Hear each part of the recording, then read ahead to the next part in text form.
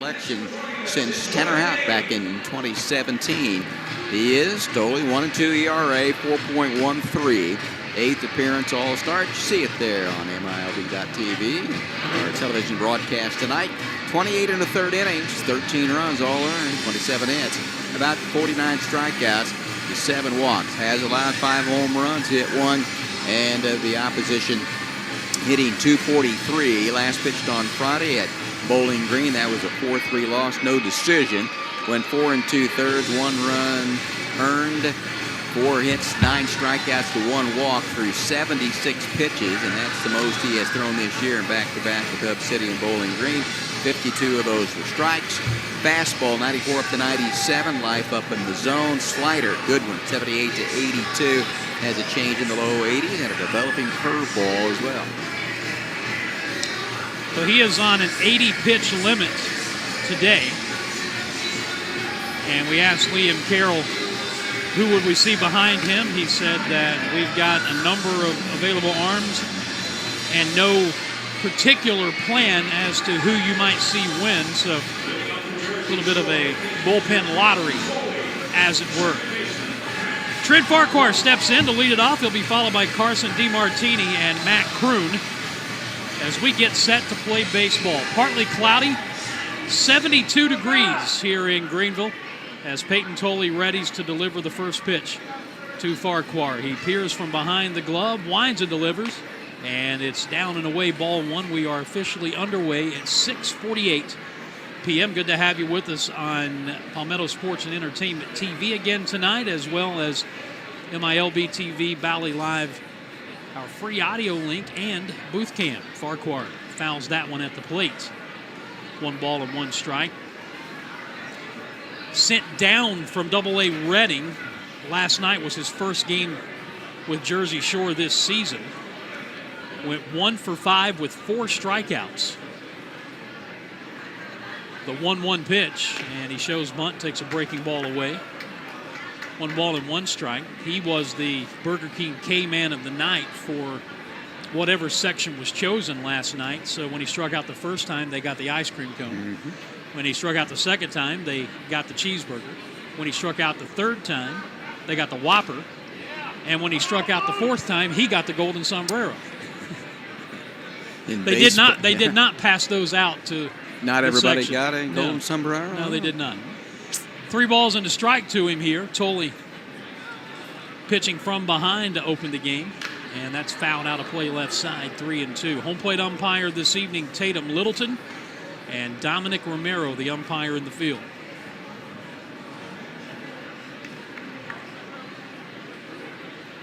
So Tolley about to throw a 3-2 pitch to Trent Farquhar. Here it comes. And he sawed him off. Slow roller by the mound. Here comes a shortstop, Arias, on the first base side at second.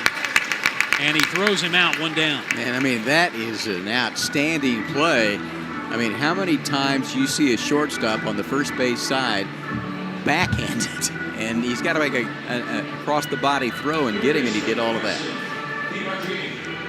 Here is Carson DeMartini as we look at the drive defensively. Lugo, Reamer, Arias, and Anderson around the infield. Rodriguez, Taylor, and Blaze left to right in the outfield. And Brooks Brannon behind the plate. DeMartini fouls the first pitch off. Hit his 4th home run of the year here last night, and it was, in a word, majestic. Takes that pitch off the outside edge, 1-1. He hit it over the scan source sign to the left of the 420 mark, to the right of the batter's eye. A 3-run home run that at the time made it a 9-6 game, and he lines this one foul off the screen in front of the Dew dugout, and there is our man Don Moore popping out to take care of that foul ball. It's like a base stealer, that quick first step. Yes. He's up to full speed after a couple strides. Well, so am I, but, you know, a snail's pace is still full speed for a snail, right? Here's the 1-2 pitch, and it's high and away and off the glove of Brooks Brannon. What did Coach tell you once? Told me one time I was so slow I had to speed up to stop. long as you're safe, right? Well, that's why he said that, because I wasn't. Oh. 2-2 pitch. Strike three, swinging a breaking ball. Got it. And there are two down. And now we'll get our first look at Matt Kroon. He was with AAA Lehigh Valley, played 5 games before getting injured, so he is down, starting his way back on a rehab assignment. You see his minor league career numbers there. In 5 games at Lehigh Valley before going on the IL, he was 6 for 16 with 5 runs batted in. Takes a strike.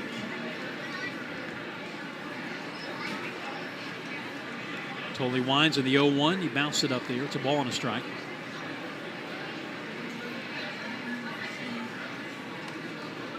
These two teams scheduled to play a pair of 7-inning games tomorrow, a doubleheader beginning with game 1 at 4 p.m. It'll be interesting to see if the weather cooperates. Here's the 1-1 pitch. Tap foul at the third baseline. Greg Brzezinski will feign an attempt to get it and let the ball boy run it down. It's 1-2. Totally trying for the 1-2-3. Top of the first inning. And time called at the plate. Had to cut the Liam Carroll interview on our audio side a little short because of a technical difficulty that got it started late. There's a line drive the other way into right field for a base hit by Kroon. I say technical difficulty, it was more operator error on my part than anything, but that's my story and I'm sticking to it. But we asked him, Tom, about what I term the embarrassment of riches that the Drive have in left-handed pitching, primarily in the starting rotation right now, because you and I've been here, this is year 7 for us, and we can remember a time when they were fortunate to have one left-hander on the entire staff. You know, when a left-hander came out of the bullpen, we knew it was Brandon Salucci. Runner goes, pitch is taken high, the throw is high, and a stolen base for Matt Kroon. He's in scoring position with 2 out and a 1-ball, no-strike count to Brian Rincon. Rincon, a switch hitter, batting right-handed, was 1 for 4 last night, hit leadoff last night. Clean up this evening. Hitting just 187 on the year. He has homered 4 times. The 0-1. Just below the knees. 1 ball and 1 strike.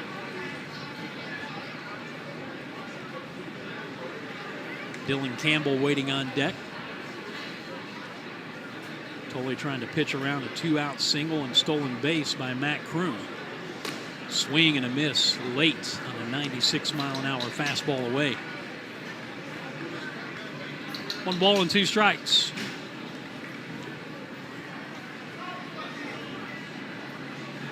Say hello to Wayne Gibson, who has popped in on our booth cam feed.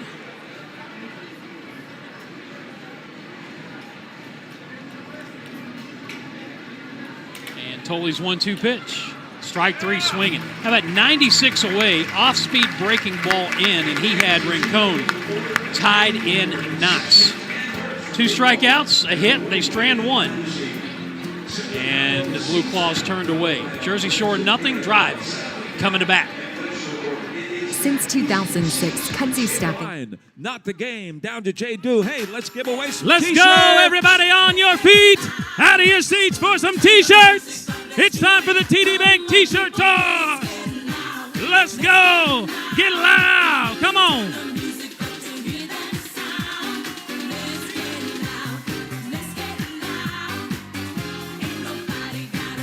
Let's go, fans. Make some noise for me. Somebody's got to take them home. Come on.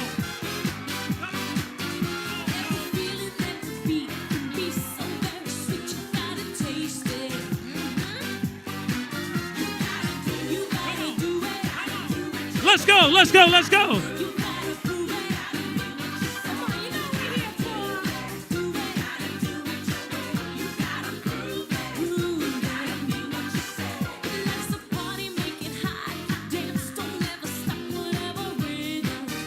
Central beef and rib in Westminster. Find both on Facebook today.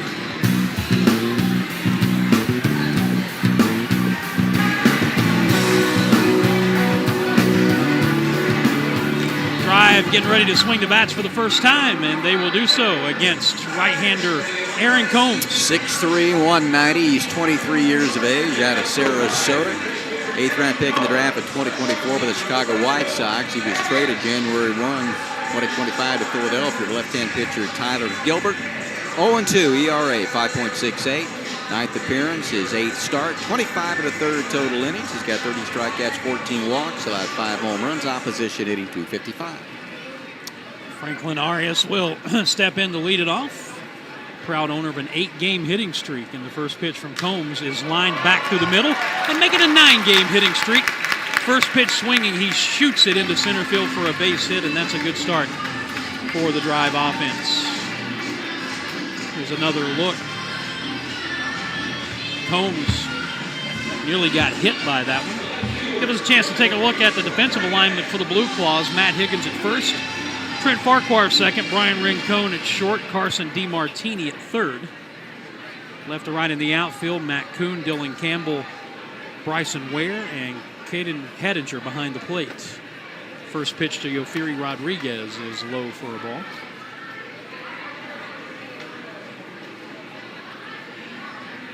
Rodriguez 3 for 5 last night. All 3 hits were doubles. 5 runs batted in. He's got a season average up to 210. 2 homers and now 14 runs batted in. And that includes the first 3 games of the season he spent in the Milwaukee organization.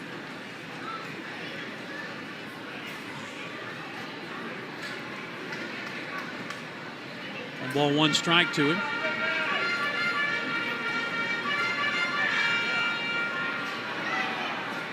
Arias a good lead at first base. Combs pitching, and a hard breaking slider down and in, and Rodriguez swung over the top of it. 1 ball and 2 strikes.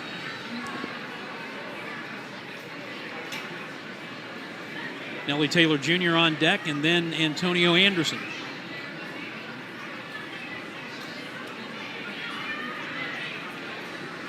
Combs ready with the 1-2 pitch. Runner goes, strike 3 swinging to throw down, and he is out from here to there. Strike him out, throw him out. And just like that, there are 2 down. 2-6 on the caught stealing. Rodriguez down swinging. And with the bases empty, Nelly Taylor Jr. will step in.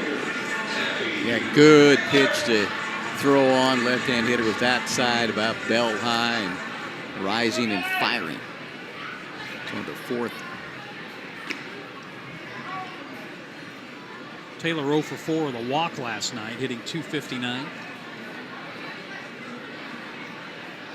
First pitch to him was a strike. The 0-1 from Combs. Hit well back into right center field. Campbell on the run, going back at the 420 mark, and it's out of here. It bounces off the top of the wall, and it's gone. Solo home run, number 4 of the year for Taylor.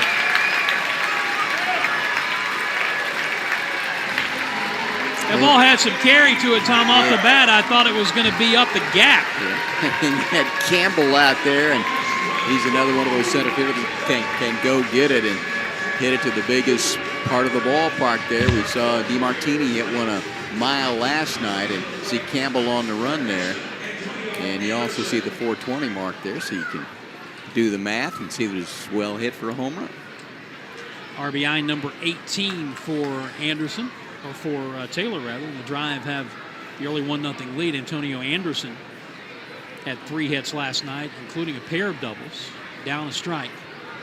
And the 0-1, swinging and missing another breaking ball. And it's no balls and 2 strikes. So a good start for the Drive. A solo home run by Taylor. And Anderson is down on 3 pitches. Another breaking ball. And see you later. Second strikeout for Combs. That is the end of the bottom of the first inning. But the Drive jump out on top on the Taylor home run. 1-0. with over 30 years in the business. DJ Bluefly is in the power alley behind the berm area section of the TD Family Terrace and Section 101. What we've got going on there is karaoke all night long. DJ, why don't you tell us what's happening over here? We're excited. So we're going to be playing music for anything that you want to hear. I have a barcode. All you have to do is scan the barcode, and it'll pick any song that you want. Any song that you want. Ladies and gentlemen, come on over here and jam to the oldies. Or when the beat drops, DJ Bluefly, what are we going to see you dancing to? I make you dance. Oh, he's going to make you dance. Okay, that's enough of questions for me. You just come on over here and see him and get in the game. Stay tuned for a karaoke contest on the field with some fans, but come over here with the DJ all night long in the power alley. DJ Bluefly, have a good time.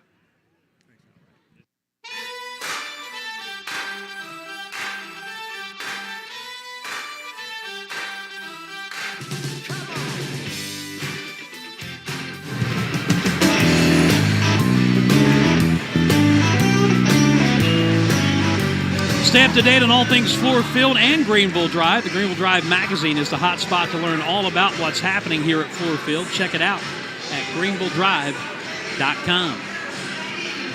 Well, an early 1-0 lead for the Drive on the Nellie Taylor 2-out solo home run. So Peyton Tolley with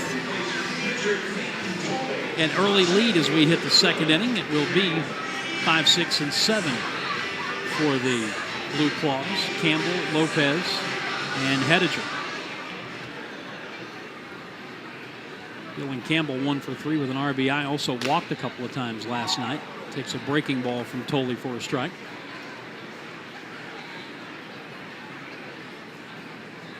Hitting 170 on the season. Has homered 5 times. And that pitch just off the inside corner. 1-1. It's early, but it looks like Tatum Littleton is going to have a tight strike zone this evening.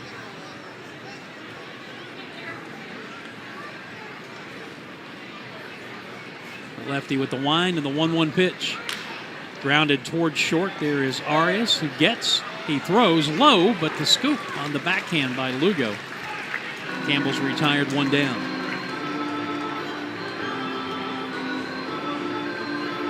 Look at it from our high home plate camera as the former Drive outfielder Eduardo Lopez makes his way to the plate. 1 for 4 last night. He walked once, struck out once. Switch hitter, batting right-handed, and swings and misses on the first pitch. He's hit in 3 straight. But hitting just a .175 on the season with 3 homers and 13 runs batted in. Tolley's 0-1. Tried to hold up on the swing and could not. It's no balls and 2 strikes.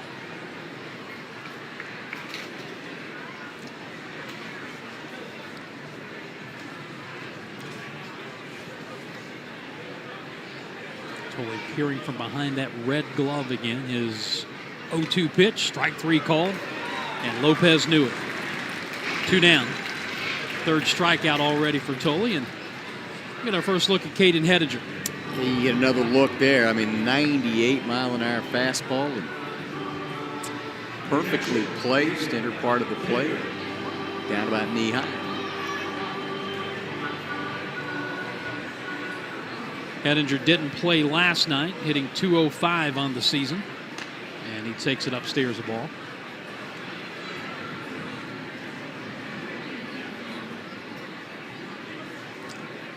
Were the inhabitants of the press box happy people about 6:05 today? Yes, they were. Todaro Pizza showed up to feed the piranha that is the press box. My buddy John Todaro taking care of us as he does on a monthly basis. There's a flare out into right center field that's going to drop for a base hit. Miguel Blaze swoops in to scoop it up on a hop, and Caden Hediger, like Matt Kroon in the first inning, a 2-out base hit for the Blueclaws. That'll extend the inning for Bryson Ware. You don't have to despair if you didn't get any of our press box pizza. Todaro is just right down the block on Markley Street from the stadium. They've got all kinds of specials going on. Lunchtime buffet, the dollar slice night on Wednesdays, cheap pizza night on Mondays, 5 to 10 o'clock. And the one time a month that I'm the most popular man in the press box. Until, I tell you what happened out there. Yeah, okay, what happened? About 6 o'clock, I was out on the concourse, and I came in, and there was an air of anticipation. And when people saw it was me walking through the door, you should have seen it was like disappointment. The balloon, all the air went out. It just completely deflated. I mean, it was it's like I'm sorry, guys, it's just me. It was like scouts were out there. They were looking over the back part of the stadium. Where is this? Where's John? Swing and a miss, 1-2 on Bryson Ware. Also playing for the first time in the series. He has a 4-game hitting streak. Yeah, it was. If I had a little less self-confidence, I'd have taken that personally. But you've been in broadcasting long enough, Dan. Exactly. Swing and a miss. Strike 3 swinging, and the inning is over. Another 2-strikeout frame for Tolle. He gives up a hit and strands a runner. And after after an inning and a half, I should say, it remains 1-0 drive. Lakeland Baptist Church Karaoke night contest. Give it up for our contestants who'll be swooning and crooning you this evening. We're going to meet them here in the next couple of inning breaks. What they're going to do is they're going to have a star performance for you on these dugouts, and they're going to try to win your hearts and win the applause of all the fans tonight in efforts to win the Golden Croak Trophy. Okay, ladies first, let's introduce each and every one of you. Tell us who you are and what type of music you love. All right, I'm Taylor, and I love pretty much all music, to be honest. I just love to dance, love to sing, love to have a good time. Good luck tonight. All right, who do we have in 2? My name is Landon, and I'm pretty eclectic myself. I like all genres. I'll sing a little bit of everything. All right, good luck tonight. Contestant 2, Landon. My name is Frankie, and growing up in New York City, hip-hop in the early 2000s. All right. Frankie right here. Oh, it looks like Frankie's already got some. Visit danscottshow.org today. That's danscottshow.org.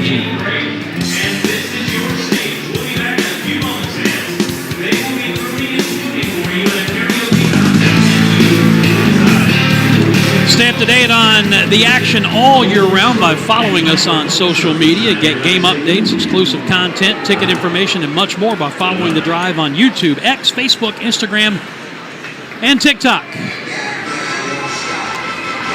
Bottom of the second inning. Drive with the early 1-0 lead over Jersey Shore. This series, the only time these teams will meet here in the 2025 season, at least in the regular campaign.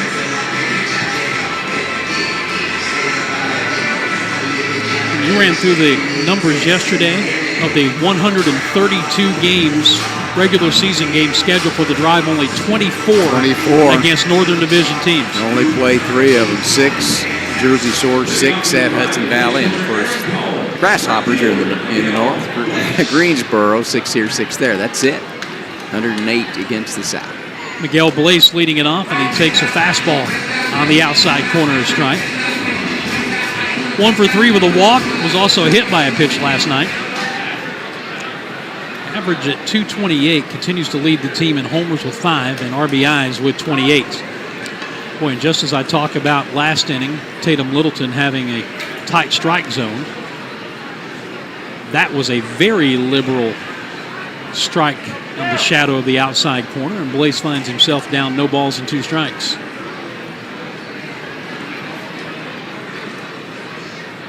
Holmes winds the 0-2, and it's hit hard and into left field for a base hit. Shot it right through the hole between third and short. That's the third hit inside the first 5 batters for the Drive. In the first inning, Franklin Arias led off with a first pitch single, but then he was thrown out stealing as Yofiri Rodriguez was striking out. And then, of course, Taylor hit the home run.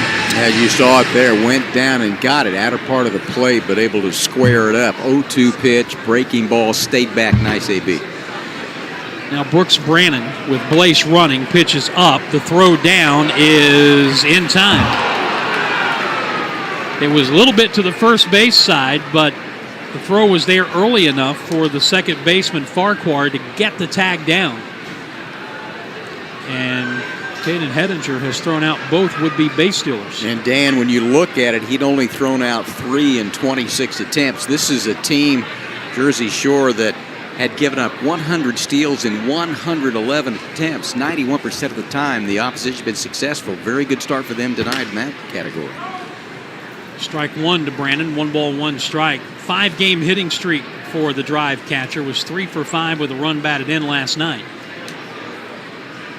And his average in just about a span of 9 games has gone from 189 to its current 246. Homered 3 times, driven in 18. He's ahead 2 balls and a strike. 1 out and nobody on in the drive with an early 1-0 lead here in the second inning. Breaking ball off the plate outside, 3-1.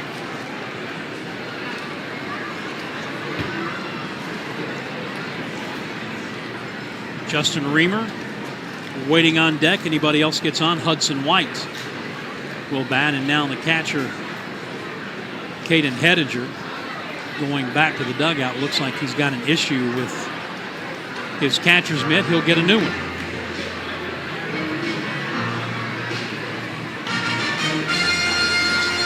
You know, oftentimes the trainers are also the ones who do surgery on broken gloves. Here's the 3-1.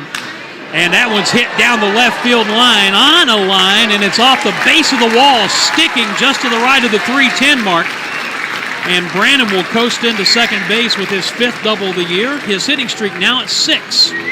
And he continues to swing a red-hot bat. Yeah, he was 11 out of 18 in his last 4 games coming into tonight. That averages to 6-11. Looking good at the plate. Again, that was a breaking ball at 76. Much like Blaze on 0-2, stayed back behind it. And I mean, he's making hard contact in a groove right now. Justin Reamer had a hit and drove in a couple of runs last night. 6 RBIs now. Missed a month with a shoulder injury. Hitting .239. Takes a fastball outside, ball 1. So the Drive have not had an issue hitting Aaron Combs. They've had an issue in not successfully stealing second base in the first 2 innings. Brannon foiled that by doubling with 1 out a moment ago, and there's a strike to Reamer, 1-1. Yeah, they were 5 out of 5 with stolen bases last night, and neither one of these teams is predominantly a team that has a strength in that category. Combs with the 1-1, and it's low and outside. 2 balls and a strike.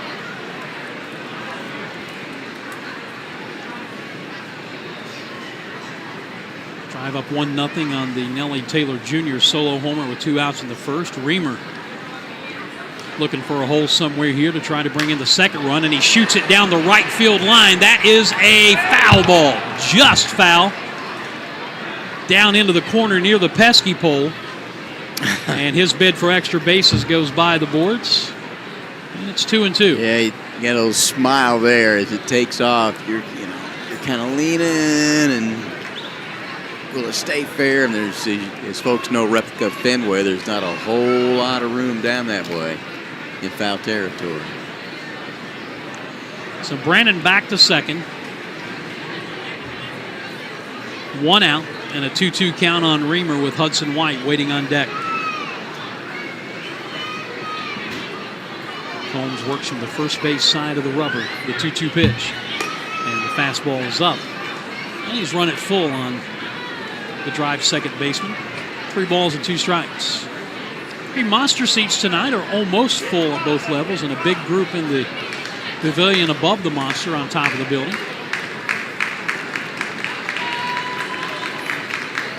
Reamer ready. Here's the payoff to him, and a breaking ball dribbled down the third base line. That is going to be a base hit.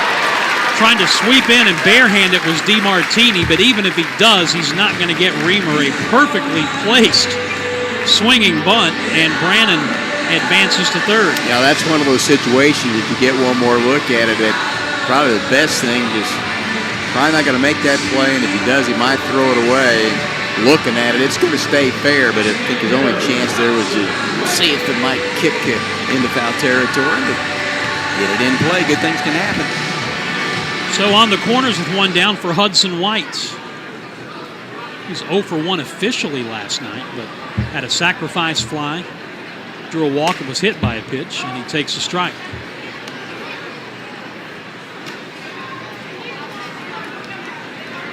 So a chance to add to the early 1-0 lead.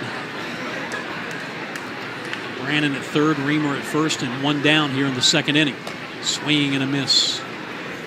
Pitch up, and White quickly behind. No balls and 2 strikes. Andy Lugo in the on-deck circle.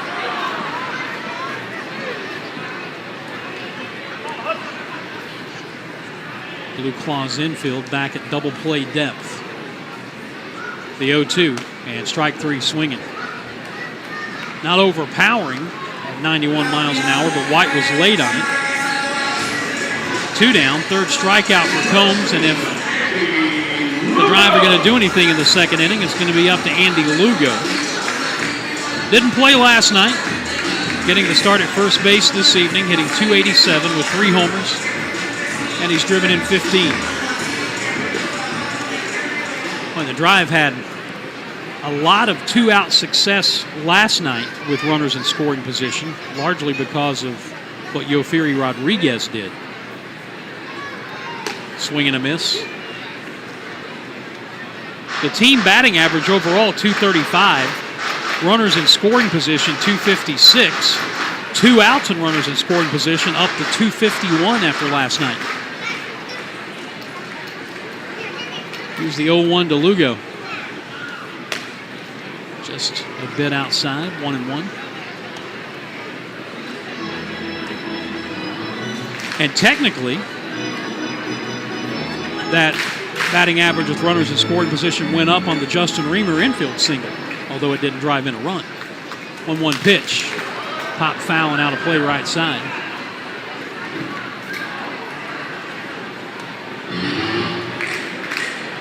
And Lugo now down in the count. A ball and 2 strikes.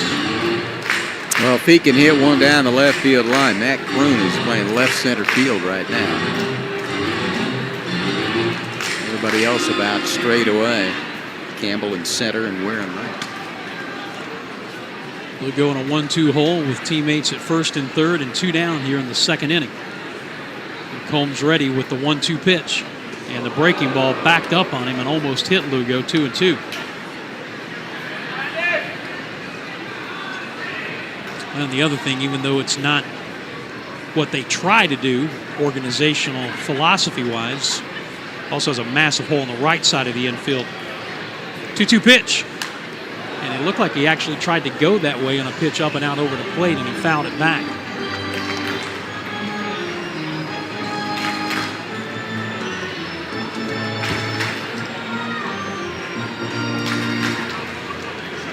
Holding it 2-2 on Lugo. The old deuce is wild. 2 balls, 2 strikes, 2 on and 2 out. Break even pitch again. And he stays alive as he fouls a breaking ball back to the screen.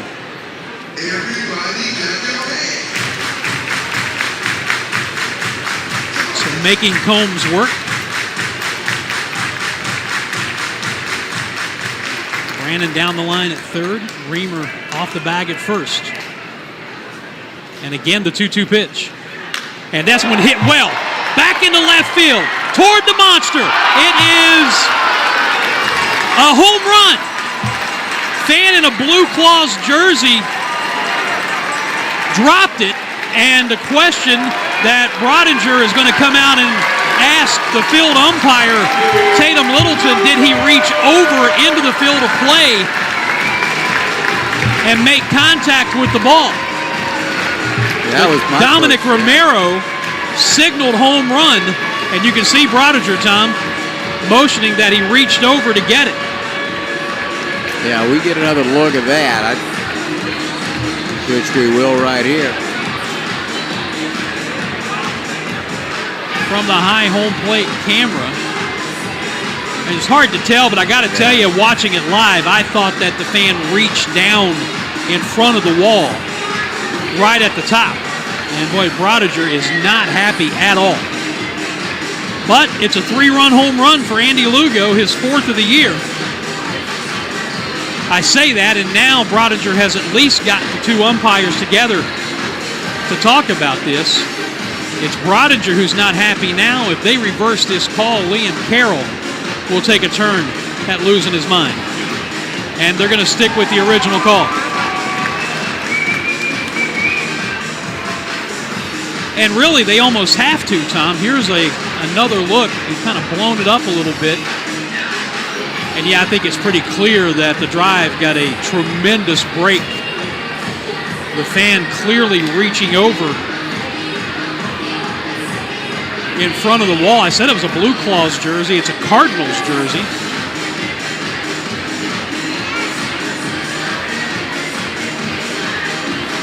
But Lugo gets credit for the home run.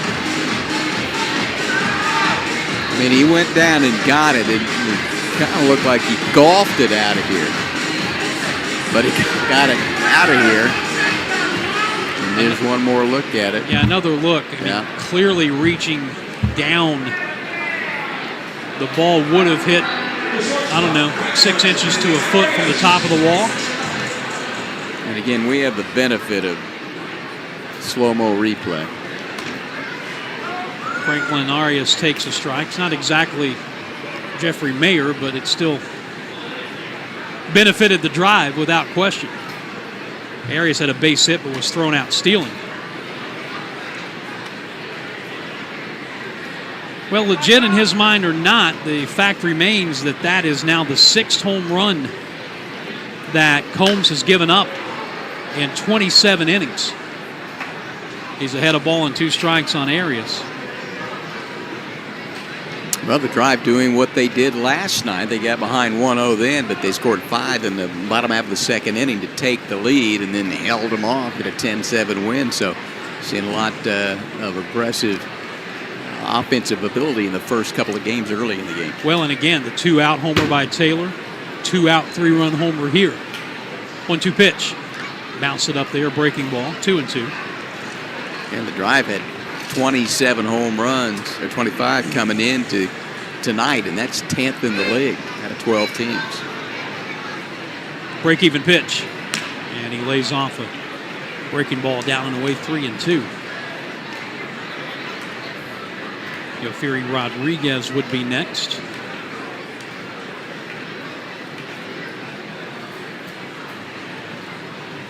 And the payoff from Combs. Popped him up. On the infield, the first baseman Higgins coming in toward the plate. About halfway there, he'll make the catch. And the inning is over. But, he said, the 3-run home run awarded to Andy Lugo gives the Drive a 4-0 lead after 2 innings here at Fluor Field. Back in just a moment. Every sports fan's goal should be making Centerwell Senior Primary Care, Clemson Insurance, GSP Airport, Hogan Construction Group, Novus Custom Mortgage, HBA of Greenville, Investinet, Upstate Digital Nomad, St. Anthony's of Padua Catholic Church, Woman of Grace, Christian Academy of Simpsonville, and BDO. Thank you all for spending your evening with us. Hey folks, it's Dollar Drink Night. That means fans can enjoy $4 Narragansett Lager, $3 Estrella, $2 Natty Lights, and $1 Pepsi products in the 500 Club. Head on over to the 500 Club. Get your hands on discounted drinks tonight.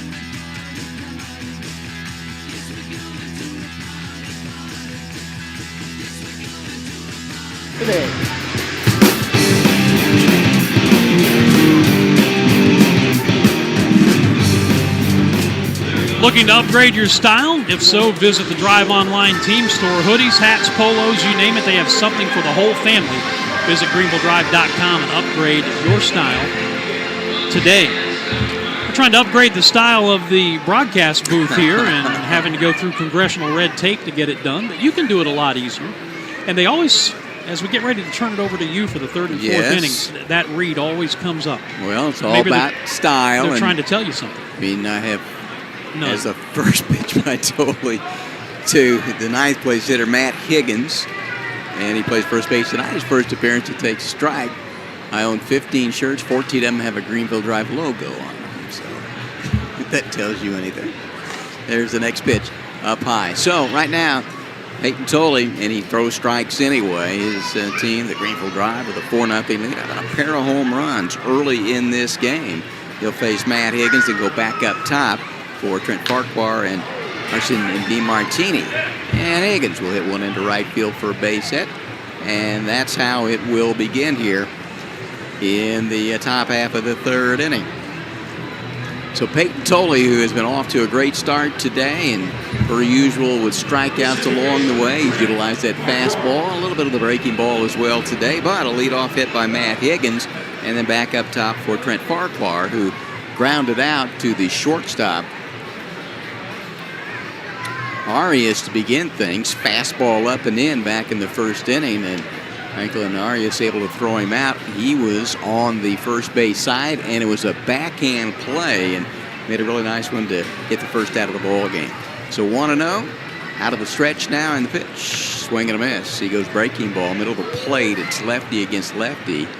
Couldn't catch up with it on the outer part, but he was the count of 1-1 Farquhar, 37 games at Double-A before coming back down to High A out of Michigan State back in 2023, as he hit .343 as a junior with the Spartans then. And Dan and I have seen him, and Michigan State comes into play here in the first pitch invitational every year, so he is familiar with the ballpark, and he's ahead of the guy 2-1. Tolley delivers the pitch, and this one stays outside, and the count goes 3-1. The leadoff hitter, Trent Farquhar, and he had a tough night last night. Hitting in the sixth position, he had an infield single and a bunt off the plate. Then he struck out 4 consecutive times, 3 swinging and once looking, and up and in on the 3-1 pitch. So that's a rarity for Peyton Tolley. As a conversation now as Brandon heads out to the mound. 4 strikeouts, and he has 1 walk now coming in, 28 in the third innings, 49 strikeouts to just 7 walks. And in the month of May, in 18 2/3 innings, he has struck out prior to tonight 4 more, 32 strikeouts to just 2 walks. So very seldom does he hurt himself by putting runners on base. And we talked about, of the 7 runs last night, that this Jersey Shore team, a couple of walks to hit by pitch and air, those all came around to score, so they were pretty good at taking advantage of the situation last night in that regard. And after that conversation, back and set to go as Carson DeMartini steps in, as this inning begins with a base hit to right by Higgins and the walk to Farquhar. Struck out his first time up, and he shows bunt.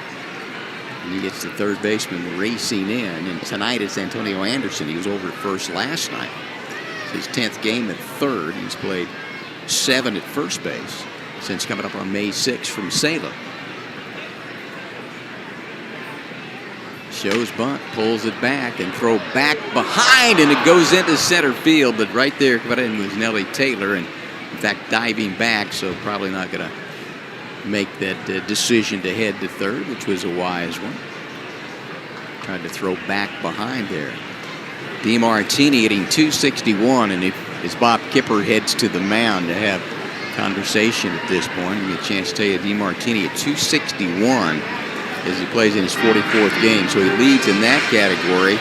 And if you look at the players that have been there for the most part, He is the leading hitter at 261, 4 home runs and 24 runs batted in at that 3-run home run last night. He's in that category, Dan. And we saw a little bit last night with Eduardo Rivera and Toley struggling a little bit. Just have a conversation now and work your way through it. Well, I'm going to lead the league in pitchman play. Oh, well, yeah. And remind people that State Farm agent Ed Patterson is standing by to help you with great service and surprisingly great rates. Visit him today at Cherrydale Plaza in Greenville. Like a good neighbor, State Farm is there. Ed was a member of the Furman University 1988 National Championship football team. How about that? And I mean, as the pitch is delivered and just off plate, they got 3-0. I was going to say, and pitchman fits well with baseball. Yes, it does. That's where you were going with it. Okay. Here comes the 3-0 pitch. No laughing matter here. And it is high for ball 4. And again, just the 2 walks coming into the month of May and 3 starts and back-to-back. And all of a sudden the bases are loaded. The drive with a solo home run to the first by Nellie Taylor. 3-run home run by Andy Lugo in the latter half of the second. That got the call on that one as a fan reached over and made some contact with it. And after getting yourself a 4-0 lead, and we saw this last night with Jersey Shore as they got behind and got themselves back into the game. And here's Matt Kroon, who here on a rehab assignment. He had a base hit to right field his first time up, and then he had a stolen base and was stranded at second base. And he takes the first pitch, and it's off the plate high and outside for ball 1.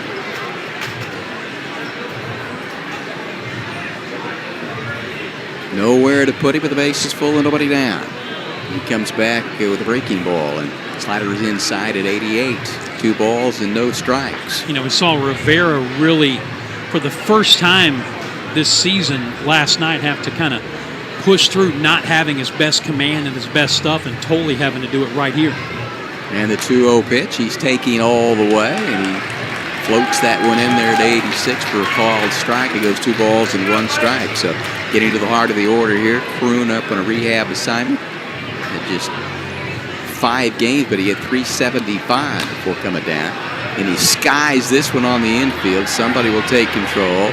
And it is going to be caught by Arias at the mound. And he had to rise and then come back down.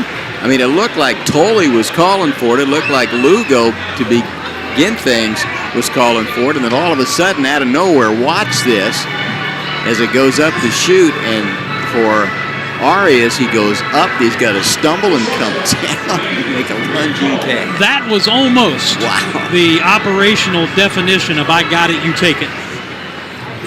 Because you saw Lugo was actually calling it as it came down, and Arias called him off late. So here's Rincon swinging a miss on the first pitch upstairs. I mean, that's one of those situations, though, that it's right there. If he drops it, you've got to play. The infield fly. Oh, yeah, the infield fly rule is on as well. So, I mean, kind of a moot point there. But still, here's a fly ball down the right field line, and it's going to drift out of play that way. And Rincon, who struck out his first time up, he is a switch hitter, and he is now, and this will probably jinx things, 1 for 30 right-handed.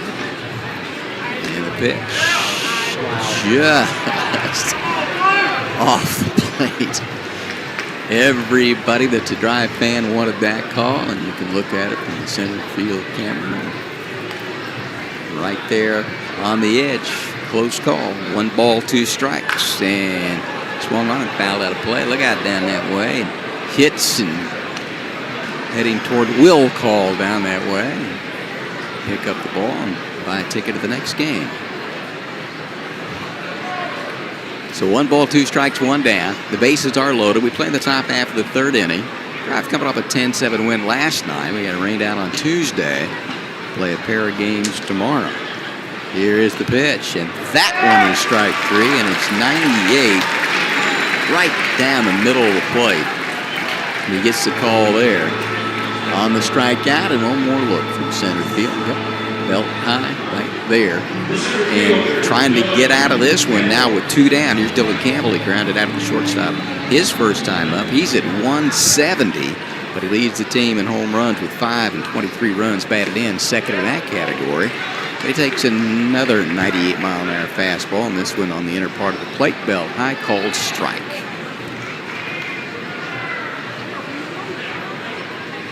And the pitch, and it's hit, and off the glove of the shortstop. 1 run throw back behind. They're going to get him at third base. But Arias almost made a sensational play. He got it off the tip, and he continued to play and picked it up, and running and turning the corner too quickly there, and able to throw back behind and get him out. So the drive now with that 4-0 lead as we come back, 4-1 lead, we come back in a moment. Frankie Castellan.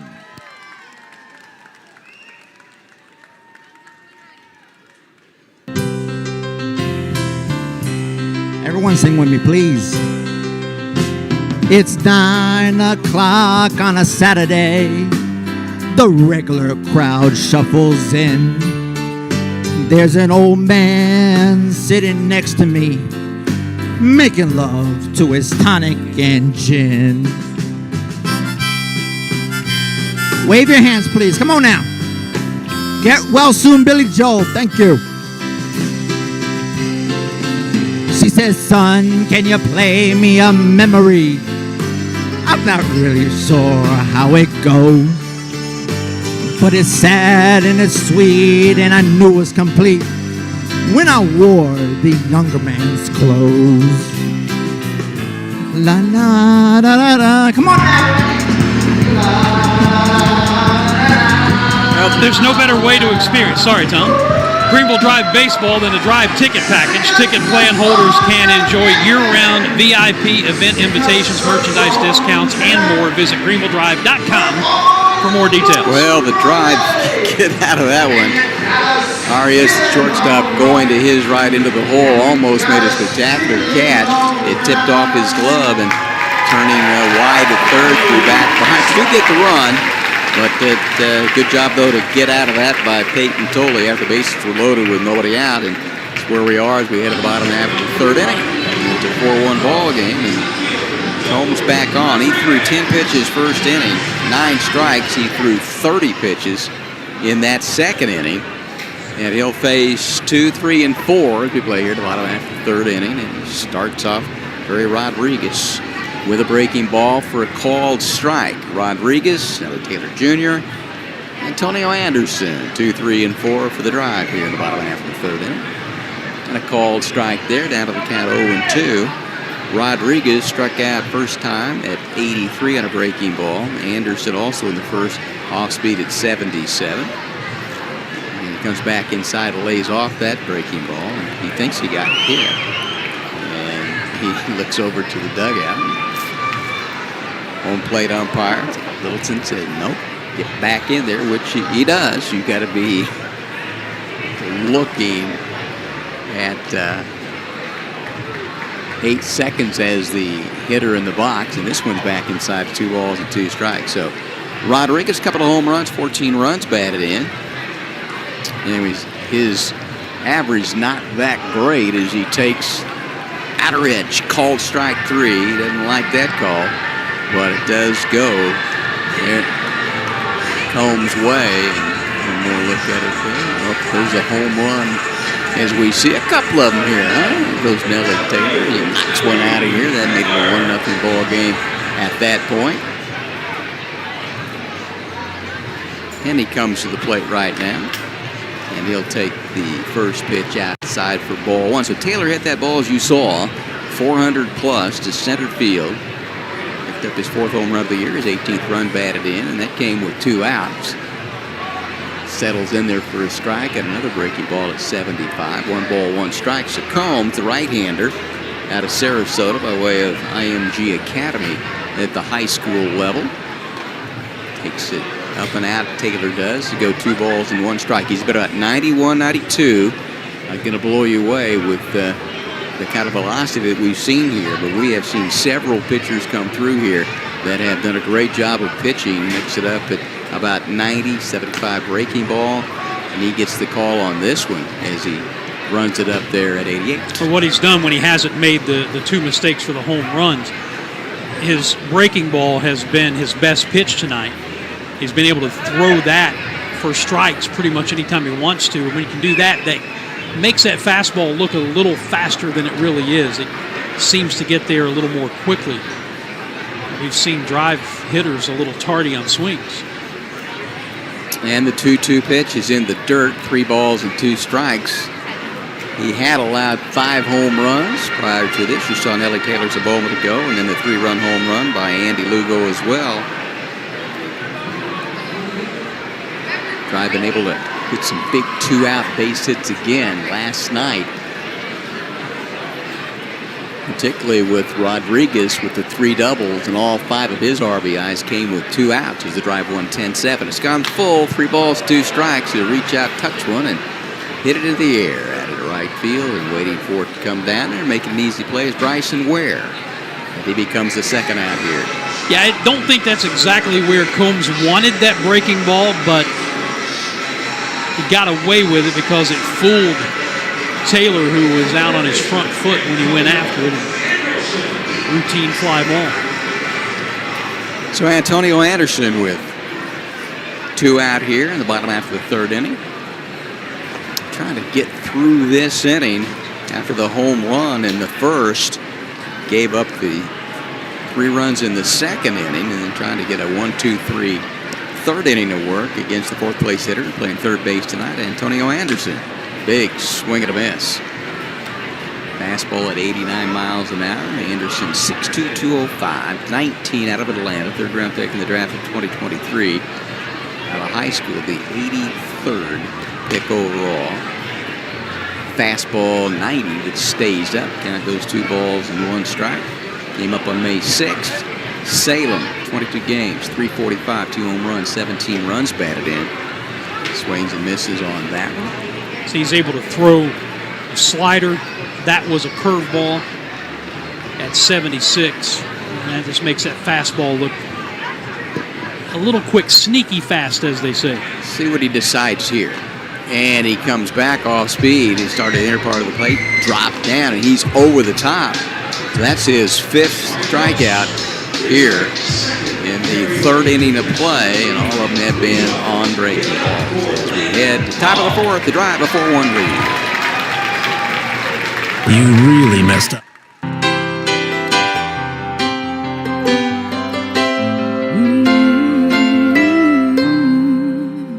I set out on a narrow way many years ago, hoping I would find true love along that broken road.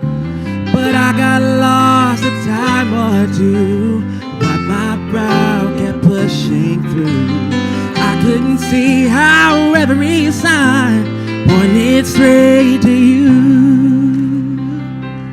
Every long lost dream led me to where you are. Others who broke my heart, they were like northern stars, pointing me on my way into your loving arms. This much I know.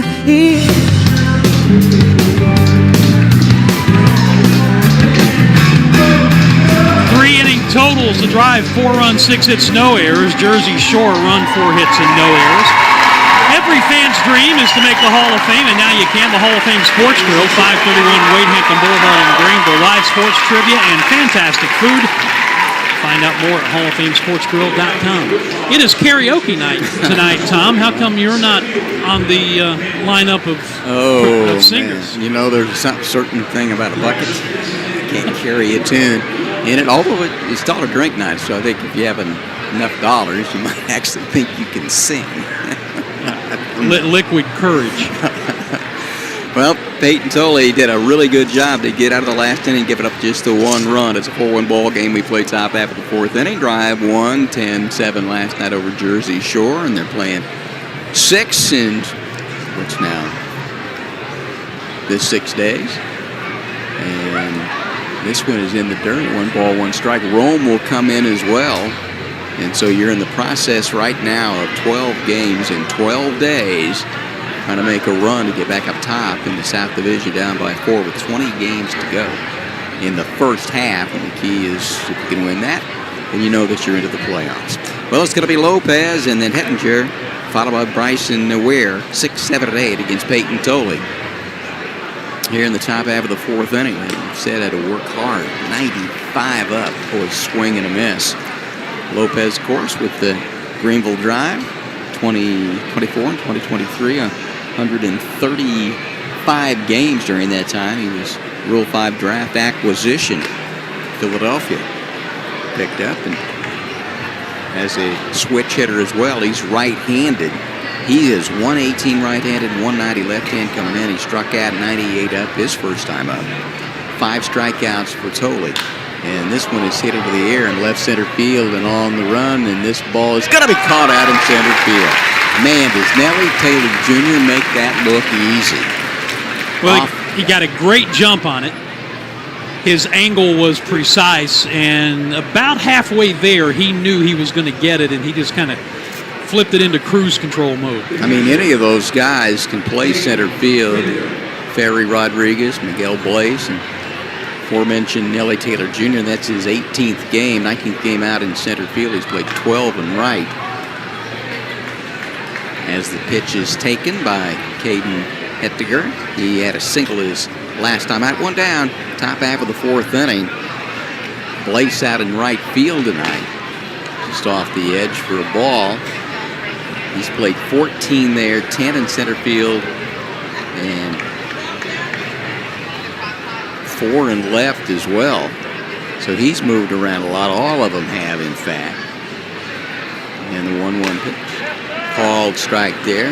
Rodriguez, 14 in left, 12 in center field, and 5 in right. So on a nightly basis, I'm not sure who's going to be where, but they're versatile enough in ability to play almost anywhere. Rodriguez, number 10, Blaze is number 12, and Taylor's number 21. MLB Pipeline top 30 for Boston. Goes down and gets this one on a 1-2 pitch. Went off speed, outer part of the plate. Good job. Second base hit of the game. And he's on at first base. Hettinger and give way to Bryson Wade, who comes up now with 1 down here in the 4th. Well, Tom, the irony of everything you're talking about with the outfielders and how they switch positions and do things, and yet you never see them in the same place twice in a row. They're all 3 exactly where they were last night. That's right. Rodriguez left, Taylor center, Blaze right. With that said, yes. It never happens until tonight. Bryson Ware at the plate now. Fastball outside. He is the 8th place hitter. Getting an opportunity to play out in right field.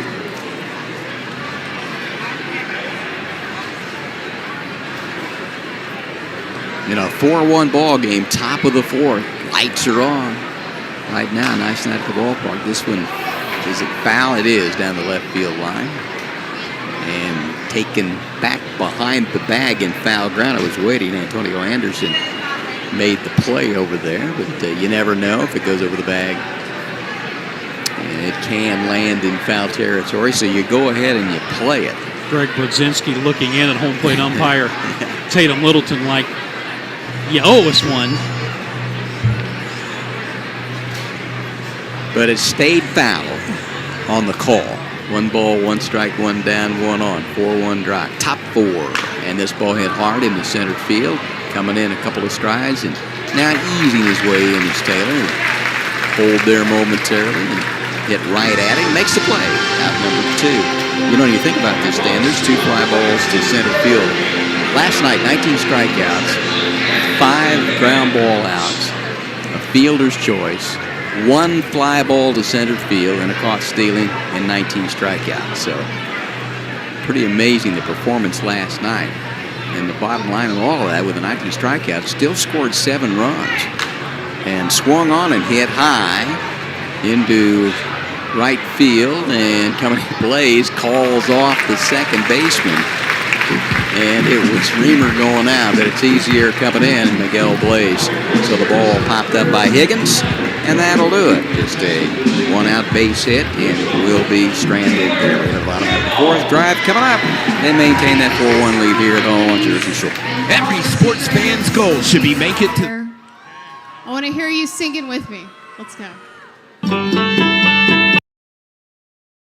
Same thing for Franklin Arias back in the first innings as well. And I gave you the numbers on stolen bases. It's been very difficult for Jersey Shore to throw anybody out, and 100 out of 111 successful at 91%, but able to throw 2 out tonight to kind of keep it where it is at 4-1.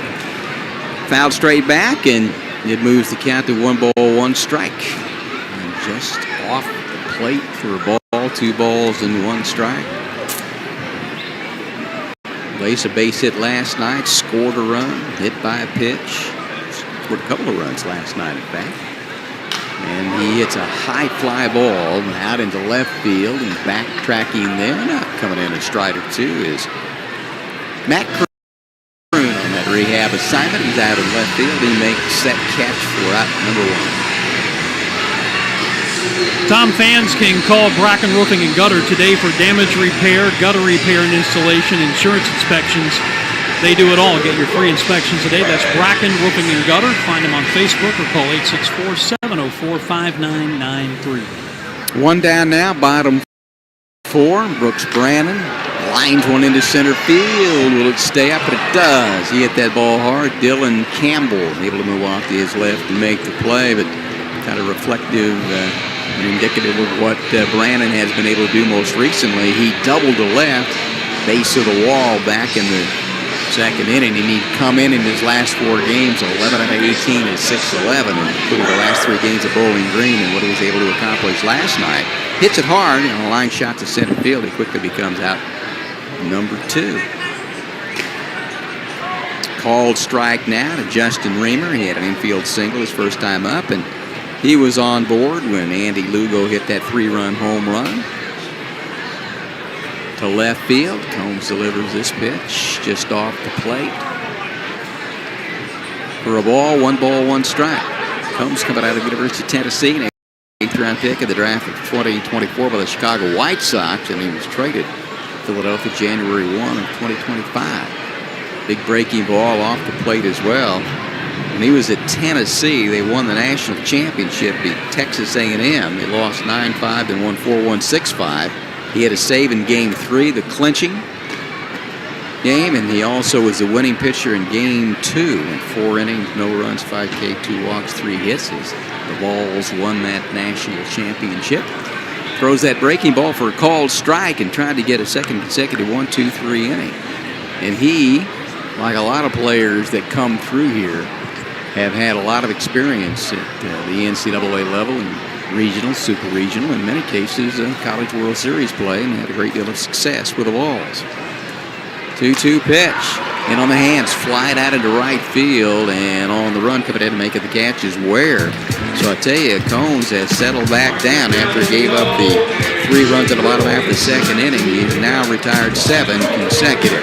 We're through 4 complete, the drive of the 4-1 lead. Dan Scott back with the play-by-play when we continue in just a moment. Since 2006, Kenzie Staffing has not... We will decide right here, right now, our 2025 karaoke champion here at Fluor Field. First off, a big round of applause for all of our participants.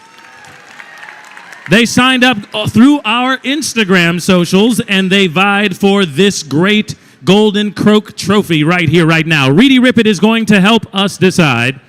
We're going to go down the line, contestant 1, 2, and 3, and you will cheer for who you liked the most. Will it be, ladies and gentlemen, Frankie, contestant number 1 with the Piano Man? All right, good stuff up there, Frankie. Great contest. All right, how about contestant number 2, Landon with Rascal Flats?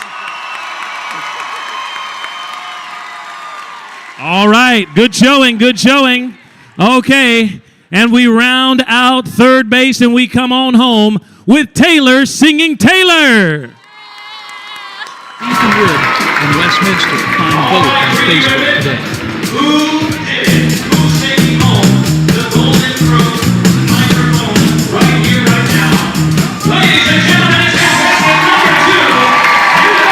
people who love baseball?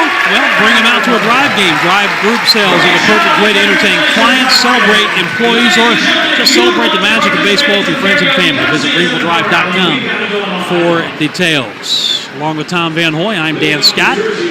Top of the fifth inning, Drive leading Jersey Shore 4-1 after a 10-7 victory in Game 1 of the series last night. Top of the order due up for the Blueclaws against Peyton Tolley, who is on an 80-pitch count tonight. He is about ready to throw pitch number 70, and it's a breaking ball low unless he went after it on the bunt attempt. He did not, says field umpire Dominic Romero. Realize how hard it is for me not to say Dominic Roberto? Yes, that makes two of us. I think I actually wrote it down here. Don't say Dominic Roberto. 1 ball and 1 strike. Tom and I do Furman University football and basketball, and Dominic Roberto was a very fine running back for the Paladins, who graduated a couple of years ago. 1-1 pitch. Farquhar takes a good breaking ball from Tolley for a strike. And it's 1-2. Farquhar, DeMartini, and Kuhn. We'll see if Tolley can get through this 5th inning. And while it's not what they worry about as far as minor league development at this level goes, I can promise you that Tolley would like to be in line to get another W on the left side of his column. He's got to get through this inning. 2-2 pitch. Breaking ball hit the other way, and it eats up Antonio Anderson, who was playing wide of the bag at third. And we'll see how they score that. Kind of an in-between hop. He was giving ground, and they're going to charge him with his 7th error of the year.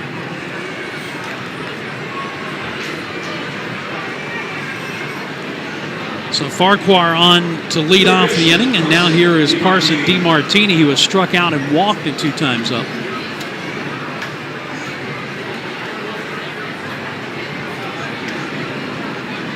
Tolley will toss over to first base. When the Scott household needed a complete security company, we chose Security Complete. No contracts, no equipment rental, and monitoring you can trust. Check out my guys at Security Complete today on Facebook or 864-546-0360. Another throw over by Tolley.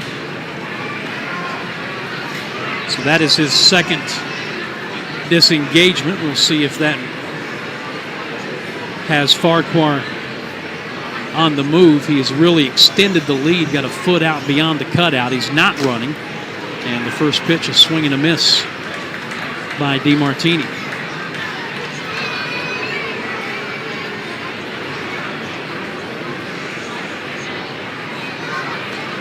Outfield giving him a little bit of room in right center. Runner goes. Pitch is swung on and missed. The throw down is into center field on the fly, but Taylor backing it up. And Farquhar, who had gone in sliding, wisely stays put. He's at second with nobody out and a no-ball, 2-strike count on Carson DeMartini.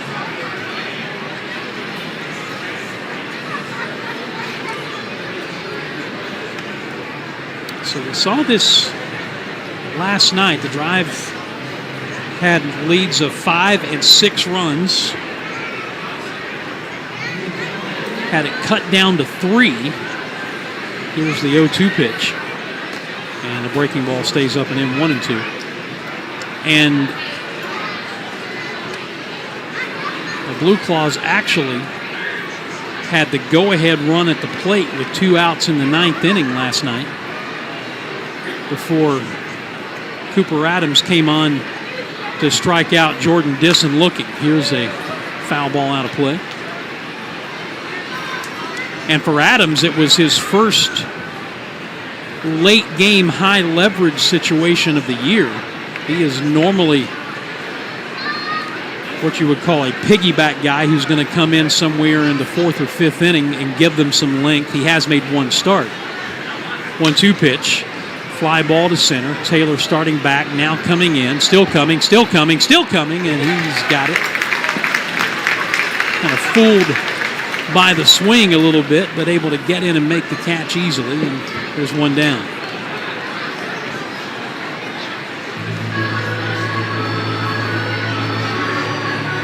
So now Matt Kroon, who has singled and popped out. And here comes Liam Carroll. That is going to be it for Peyton Tolley after 79 pitches on the evening. 49 of them strikes. We'll take a look at a number of his strikeouts as we head to the Atlanta Bread Company call to the bullpen. Dan Scott here for the Atlanta Bread Company. What do I like about Atlanta Bread? Well, too much to mention in a short commercial, but here are a few things. Bread baked daily, fresh on site. A tremendous selection of soup, sandwiches, and salads. Darving. Seasonal special additions to the menu. Delicious hot coffee and a bevy of other drink options. And yeah, can't forget about the baked sweet goodies. Dine in or carry out. And when you have the Atlanta Bread Company app, you can order and pay online, then breeze past the lines to the pickup counter to get your food. Experience it for yourself. That's the Atlanta Bread Company, Cherrydale Point in Greenville. Let me tell you something, Cowboy. This rookie can really bring the heat. He's smoky and spicy with a Chipotle style all his own. It's a new Montgomery and Chipotle barbecue sauce. Make it a part of your home team. Available now at your neighborhood grocer or online at CincyFavorites.com.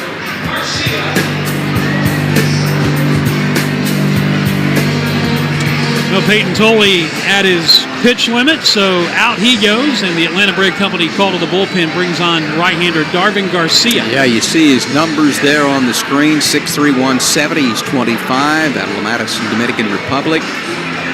Minor League Rule 5 acquisition, December 11th of 2024. From Pittsburgh, he'd been with the Greensboro Grasshoppers at that point. Now with the drive, 0-2. ERA a bit above 12, though. This will be his 11th appearance, all in relief. Has one save, 15 and a third total innings, but he has allowed 21 runs, all earned. 16 hits, 16 strikeouts. He's walked 16, struggled there. And home run opposition, 258. So he comes on with a runner at second, one down, and Matt Kroon at the plate. And the first pitch is a breaking ball low, ball one. Kroon on a rehab assignment from AAA Lehigh Valley. Has singled and popped out to the shortstop at 2 times up. The 1-0. That one is a breaking ball low, 2 balls and no strikes.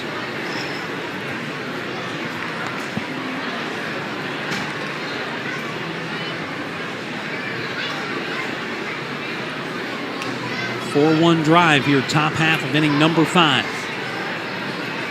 Runner at second, one out for Jersey Shore.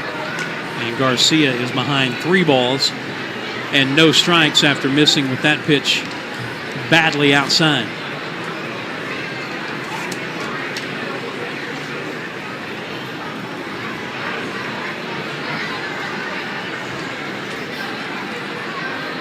Garcia needs a strike, and he got it with a breaking ball, 3-1.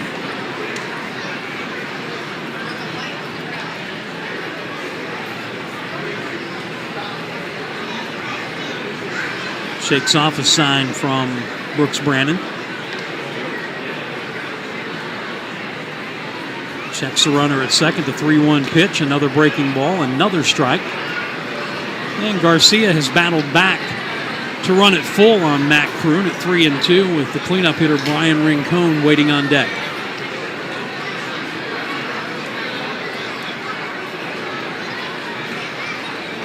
Trying to come all the way back. Here is Garcia's payoff pitch. And he missed. Trying to get him to chase a slider off the plate outside. Kroon wouldn't bite. So Garcia walks the first batter he faces, and that'll bring Rincon to the plate, who has struck out twice, once swinging and once looking. You know, Dan, we gave you his ERA at 12, and against Hub City on April 26th, he gave up 7 runs in 1 inning. He gave up 6 against Rome on May 8th. So that can inflate your ERA with a couple of outings like that. As a reliever, when you're only pitching an inning, maybe 2 at a time. Yes. And he misses low and inside to Rincon, who turns around to bat left-handed. They pitched against Bowling Green Friday, 5-4 loss, 2/3 of an inning, a run, 1 hit, strikeout, 2 walks. Wild pitch scored a run in that game. 1-0 is a breaking ball for a strike.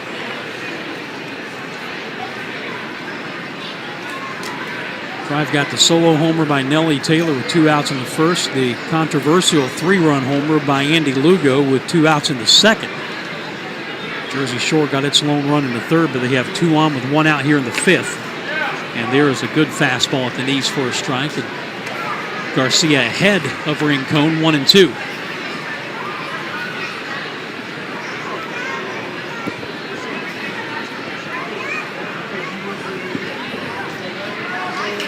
Just as Garcia comes set, Rincon asks for time. It's granted by Tatum Littleton.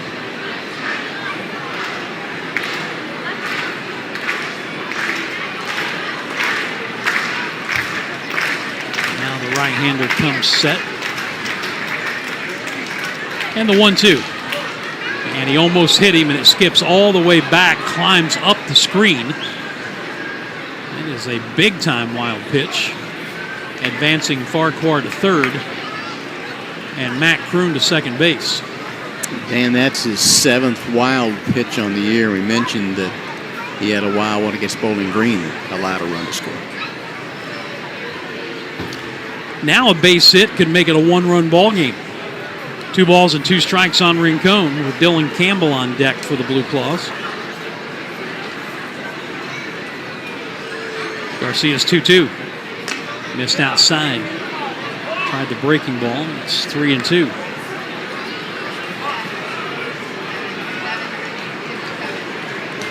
Talking before the end of the last inning, or before the pitching change, I should say, about Cooper Adams and the late game leverage situation he was in last night. There's strike 3 swinging. Rincon probably chased ball 4, a fastball off the outer edge, and there are 2 down. First strikeout for Garcia. Here's Campbell, who's 1 for 2 and has driven in their only run. We're talking with Liam Carroll about that. And while that's the first time he's been in that situation this season, it can only help him moving forward. Breaking ball, low and away, ball 1.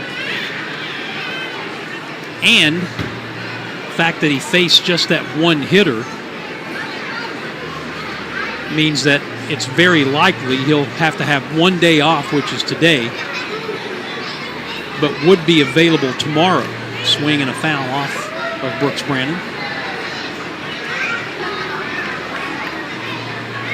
Normally, it's not always written in stone, but normally the Red Sox organization, especially at this level, high A, if a reliever pitches 2 innings, then he's going to have a minimum of 2 days off between appearances. Fastball up. 1 inning, at least 1 day, sometimes a little more than that. They are very intent on taking care of young arms as well as they can. Here's the 2-1 pitch to Campbell, and it misses inside, ball 3. And Dan, the other part about that too with the pitch count with the starters is their overall record may not be 8-2 or anything like that, because even Tolley, look at him, he pitched well enough to get a win, but he didn't go 5 innings and had to take a seat because of the pitch count. And again, they don't care about individual pitchers, starting pitchers getting wins. They're about development. Here's a ground ball.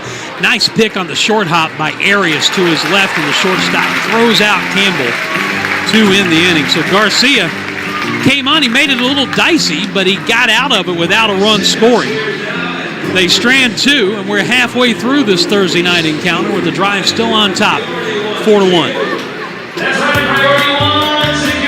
The base. We got 2 great ladies out here in short right field from St. Anthony's. All right, we're going to meet them. They both just finished the 4th grade, and they got a steal the base race to get into right now. Right here in lane number 1, we've got Michaela.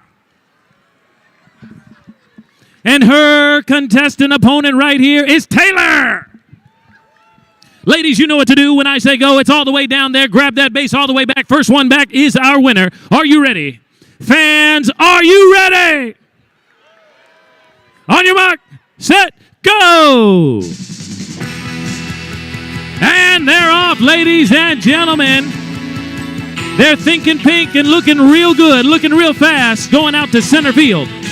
It looks like Taylor makes the first contact. Michaela is right behind her. This is for the long-winded runners. Book your next event at Floor Field at the West End, whether you are looking for the perfect venue to host your large-scale event or looking to spice up your quarterly earnings retreat. West End Events has the perfect backdrop for your visit. So for you, visit West End Events, gvl.com for more information. Bottom half of inning number 5, the drive will have 8, 9, and 1. White, Lugo, and Arias against Aaron Combs. Doubleheader on tap tomorrow. First game at 4 o'clock, a pair of 7-inning games. 6:45 on Saturday night, 3:05 on Sunday to wrap up the series and the first half of this 2-week homestand. White, who struck out swinging his first time up, takes ball 1. A lot of chaos. And that breaking ball misses inside. 2 balls and no strikes. It looked like you reached over the monster. Forecast for tomorrow. The last time I looked at it was, shall we say, a little dicey. There's ball 3 high and right.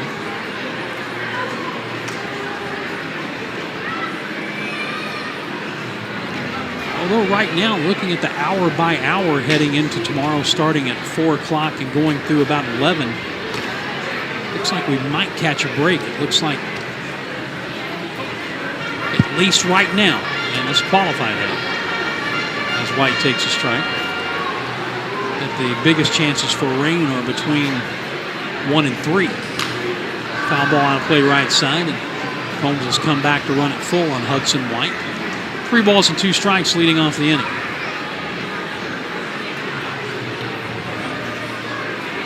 What did we do, Tom, before weather apps?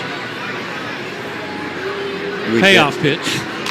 Fouled out of here again, right side. We watched your wife on television. Yeah, we dealt with it. I mean, if it's the thing about it is, like, if they need to tell you to go, I mean, yes. Can you figure that one out? I mean, it's hailing. I'm going to get out of it. Right. Again, the 3-2 to White. And it hit him. Breaking ball that backed up on Combs. Hudson White hit by a pitch for the 3rd time this season, and he's a leadoff base runner, and that stops a streak of 7 in a row retired by the Jersey Shore right-hander. And Dan, you go back, first inning, 10 pitches, 9 strikes, and he threw 30 pitches in that 2nd inning, and then the 3rd and 4th inning, just a total of 26 and 15 strikes when he retired 7th and 2nd. Now Lugo, who hit the controversial 3-run home run with 2 outs in the 2nd inning, takes a strike. Was ruled a home run by the field umpire Dominic Romero. We had the advantage of replay, a fan reaching over the top of the green monster and making contact with the ball. Pitch up and away, 1 ball and 1 strike. Greg Brzezinski came out and argued. Got the 2 umpires to talk about it, but there's really no way the home plate umpire, Tatum Littleton, could overrule Romero because Romero was 100 feet closer to the play than Littleton was. As it turned out, they both got it wrong, but it's easy for us to say because we have the advantage of replay. 2-1 to Lugo. And it's way outside, a breaking ball, 3-1.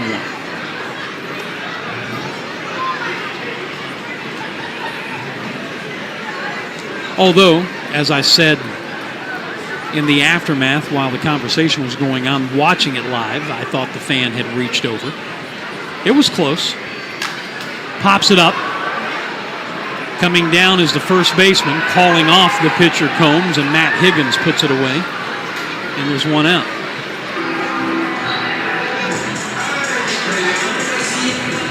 Yeah, that's 78 pitches. That's the most he has thrown this year, 76 against Wilmington 2 games ago. And the max he's gone at Wilmington, and last time out of relief against Brooklyn, 4 innings. So a little bit uncharted territory right there. And they're going to let him pitch to Franklin Arias, who has singled and popped out to the first baseman. And now time called as the catcher, Caden Hedinger, will jog out to talk to his pitcher. Will let me sing the praises of CincyFavorites.com. Tom knows how much I enjoy Montgomery and ribs and sauce and Skyline chili and Grater's ice cream. So much more that they offer, and you can get it shipped directly to your front door. Taste of Cincinnati by going to Cincy, C-I-N-C-Y, CincyFavorites.com.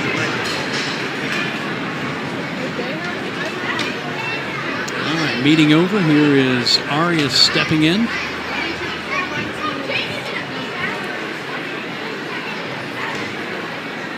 Combs with the long pause, the first pitch to him. Fastball at the knees on the outside edge. No balls in the strike. 4-6-1 for the drive, 1-5-0 for Jersey Shore. The 0-1. That fastball's outside. 1 ball, 1 strike.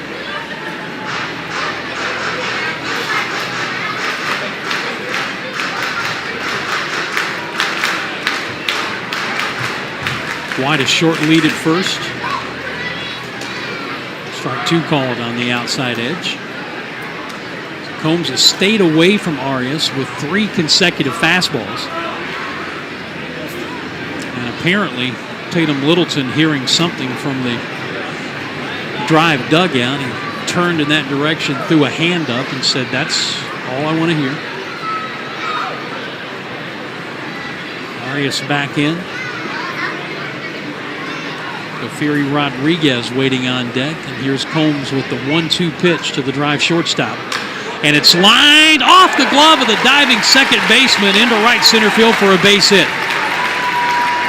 Was shading him up the middle, and Farquhar had to dive back to his left. Just got the tip of his glove on it. Second hit for Arias. White stops at second, and the Drive have something going here in the bottom of the 5th. I mean, good cut on it there. 90-mile-an-hour fastball, outer edge of the plate. You see his exuberance, excitement there at first. And we talked about Brannon. We talked about Arias and how hot those guys have been. And he continues to scorch the ball. Pitching coach Ryan Butcher on his way out to the mound. I don't know if you would exactly call that action in the Jersey Shore bullpen. Stand up so we can see the number. Who knew it took that time long with the Tiger shoot? Ofiri Rodriguez, after this meeting, is going to try to put the ball in play for the first time tonight. And we are told it is Brandon Beckel, a right-hander, that's warming up for Jersey Shore. All right, here is Rodriguez after 3 doubles and 5 RBIs last night. Has struck out both times this evening, once swinging and once looking. 2 on, 1 out. And the pitch. And it's outside, ball 1.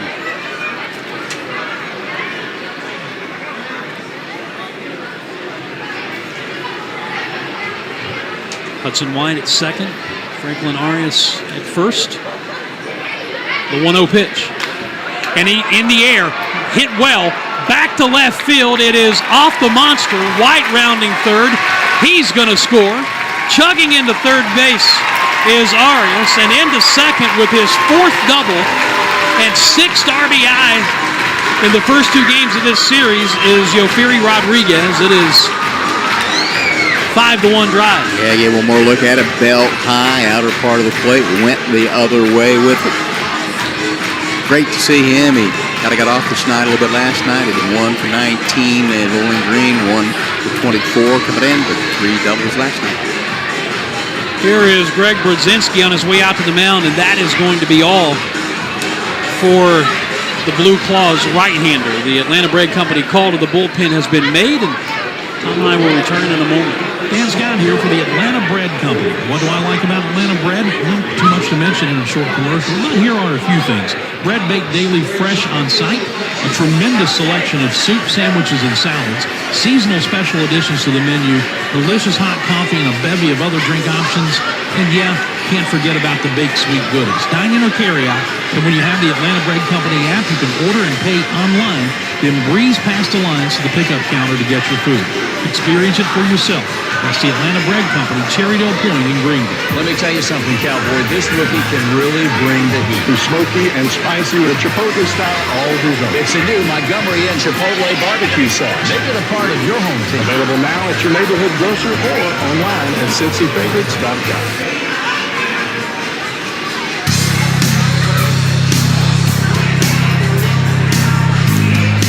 Jersey Shore making the Atlanta Bread Company call to the bullpen. It is right-hander Brandon Beckel. 6'4", 225. He's 23 out of San Antonio. 12th round pick in the draft of 2023. Out of Texas Tech, where one of his teammates at that time was Hudson White, who eventually ended up at Arkansas. Beckel comes in 0-0. ERA very good, 1.71, 11th appearance. He does have one start. See the numbers on the screen there. 26 in the third, 5 runs all earned, 18 hits. How about 27 strikeouts, 10 walks, allowed a couple home runs. Opposition hitting 186.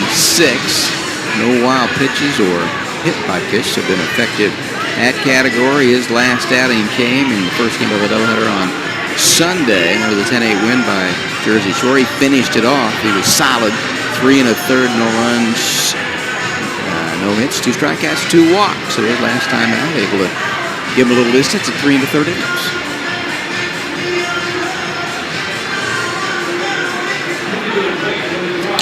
Now here's Nelly Taylor. He'll be batting with runners at second and third, 1 out, and the Blueclaws going to pull the infield in. Taylor has homered and has flied routinely to right in 2 times up. Solo homer with 2 outs in the first inning. His 4th of the year, now 18 RBIs. He's got a chance to add to that total here. So here's Brandon Beckel. Working from the stretch. Infield in. And the first pitch to Taylor is fouled off the fist to the left side. Strike 1.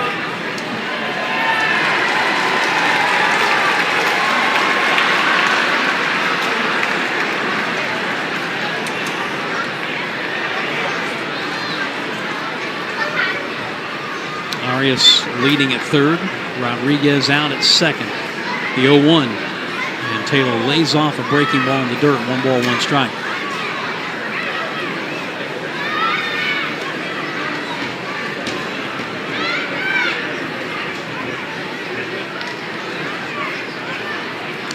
Put it in play here and take your chances with the infield in. Drive trying to add to a 5-1 lead in the bottom of the 5th. 1-1 pitch. And he hits it in the air. Center field. Medium depth. Campbell waiting. Arias tagging. And he did not make the move. He would have scored easily on that. Instead, Taylor flies out to center with no advancement by either runner.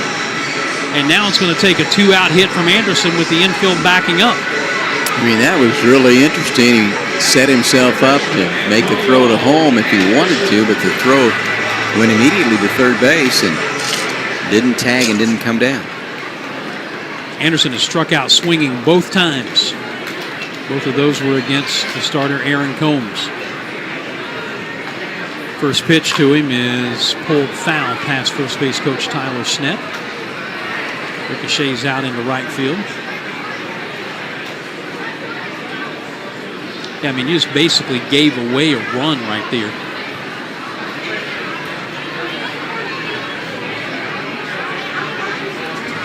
See if Anderson can do something about it. This 2-out situation is where the Drive have been thriving of late.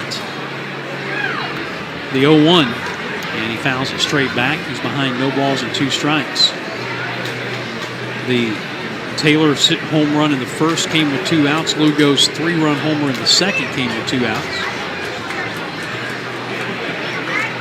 And now Antonio Anderson behind 0-2 with runners at second and third and 2 down, trying to strike a blow here. Beckel with a high hold, the 0-2 pitch.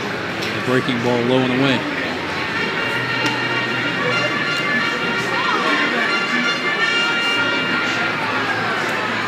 One and 2. On the Drive, switch hitting third baseman Antonio Anderson.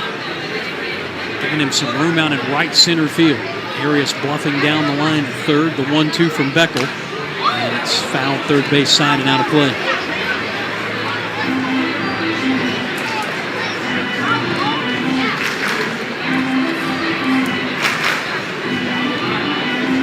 So Anderson climbing back in the left-handed batter's box.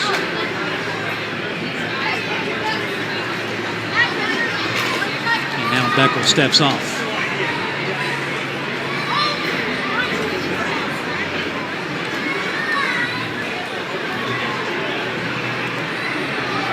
Now back on, gets the sign from Hettinger. And his 1-2 pitch. Strike 3 swinging, slider down and in, and Anderson down on strikes for the 3rd consecutive time. So the Drive get a run out of it, miss an opportunity to add more. Strand 2 after 5 complete. Drive on top of Jersey Shore. 5-1. You really doesn't seem to matter what I do.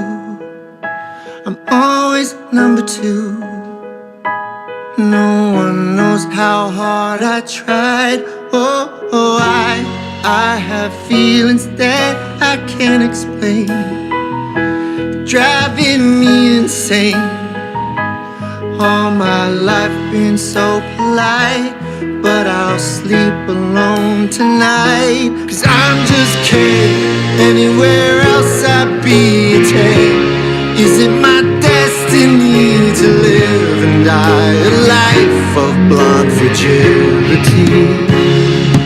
I'm just kidding, where I see love she sees a friend. What will it take for her to see the man behind the tent and fight for me?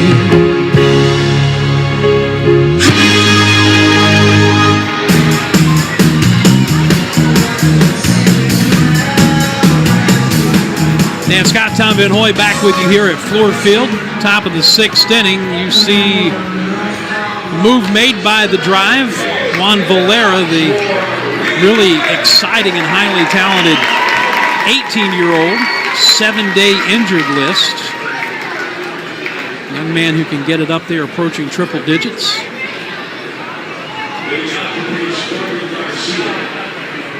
Yeah, young guy you talked about, 6'3", 205, the 18th graded prospect in the organization, MLB Pipeline, Boston.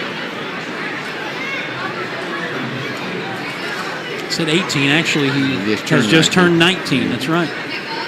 Darvin Garcia's first pitch to former Drive outfielder Eduardo Lopez is outside of ball. He'll turn around to bat left-handed the first time tonight. Has struck out and flied to center. This was always his strongest side of the plate. Swing and a miss on a breaking ball. Talked about it a bit last night, but one of the young men Tom and I got to know a bit doing the mock interviews with the Latin American players the last couple of years. Tried to hold up and couldn't on a pitch down. It's 1-2.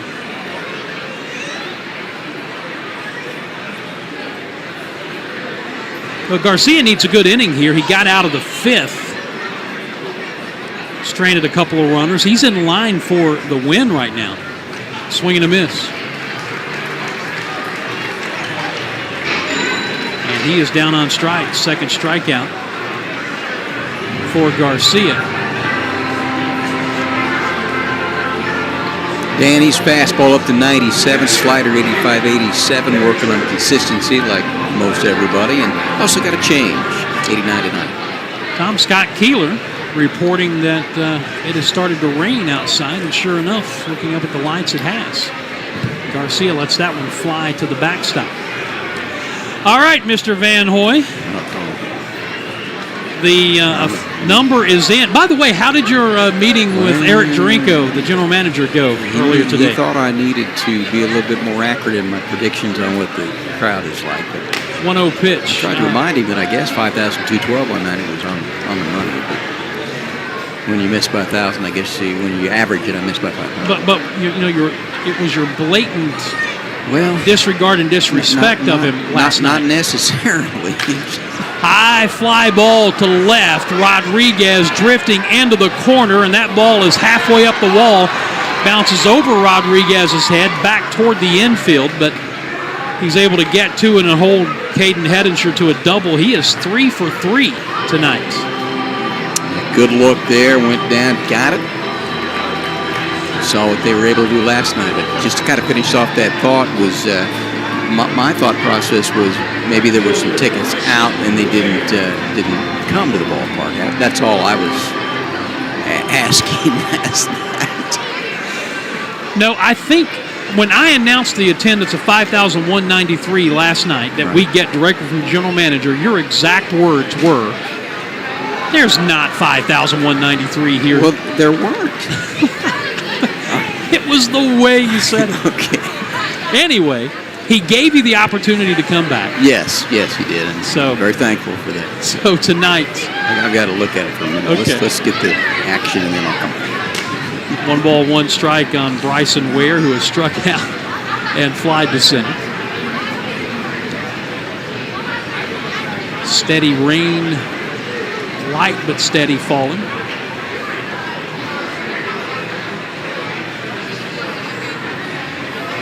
The 1-1, low and away.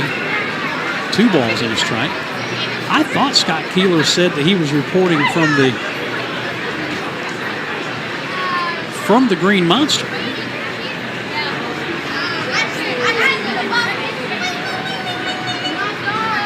Saw him in the press box earlier. The 2-1. Strike 2 called on the outside corner. And Garcia has evened it up at 2-2.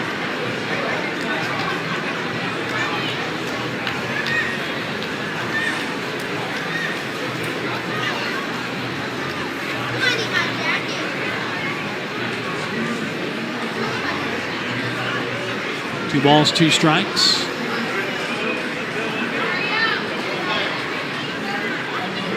Break-even pitch. And it gets off the mid of Hudson White, a breaking ball. And what in the world Hedinger was doing, stopping and then finally heading down to third base. See how they score that. I'm going to call it a wild pitch.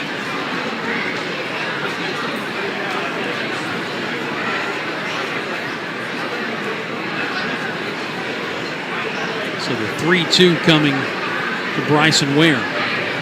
And he hits one a ton. It is a 5-3 ball game. Way out of here over the Green Monster to left field. His 5th home run of the season, and he got every last bit of that one. Yeah, that one banging off the building, and you've got to be on the back row of the Green Monsters and turn around and play a little defense. You know that he got all of that one. The 85-mile-an-hour breaking ball and right over the heart of the plate, and he deposited that ball off the building. Yeah, he broke it all right. 14 RBIs now, and that extends Ware's hitting streak to 5, so the drives lead cut to 2. And here's Matt Higgins. 1 for 2 of the runs scored. The number 9 hitter. He's the Burger King K-Man of the night. He has yet to strike out. Fouls that one first base side.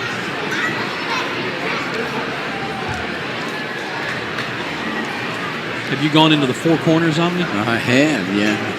I'm channeling my inner Dean Smith. Phil Ford. The 0-1, another ground ball pulled foul. All right, 4,122. A little better.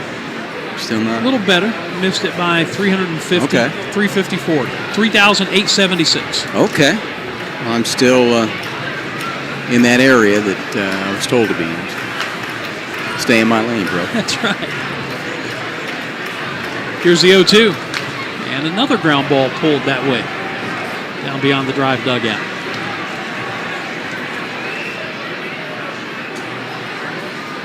Well, this is a Jersey Shore team. They haven't been all that great this year, 17-28, and have struggled offensively. But we've seen the first two ball games. They're not going to go away. They're going to challenge you. Pitch low and outside, 1-2. And Garcia looking for some consistency. He came in with 6 wild pitches and a couple more tonight. He definitely has the stuff, no question about that.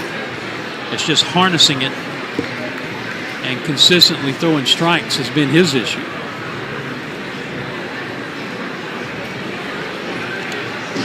Going out to the mound is Brooks Brannon.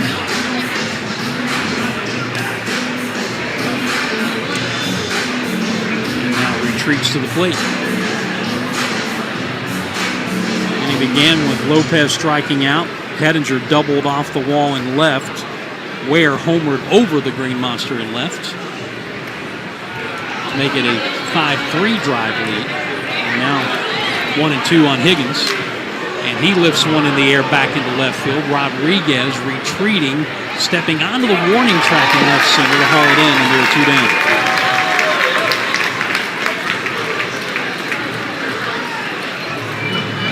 Apparently Scott Keeler is working the inside of the Monster tonight. I misread his text. I thought he said he was on top of the Green Monster, but he is doing the manual scoreboard operation this evening. Here's the leadoff hitter, Farquhar. He's grounded to short, walked, and reached on an error by Anderson. He takes it outside the ball. Did we determine if there's... I mean, we know what we've seen the inside of Fenway, what it looks like out there. We get a camera out there one of these days.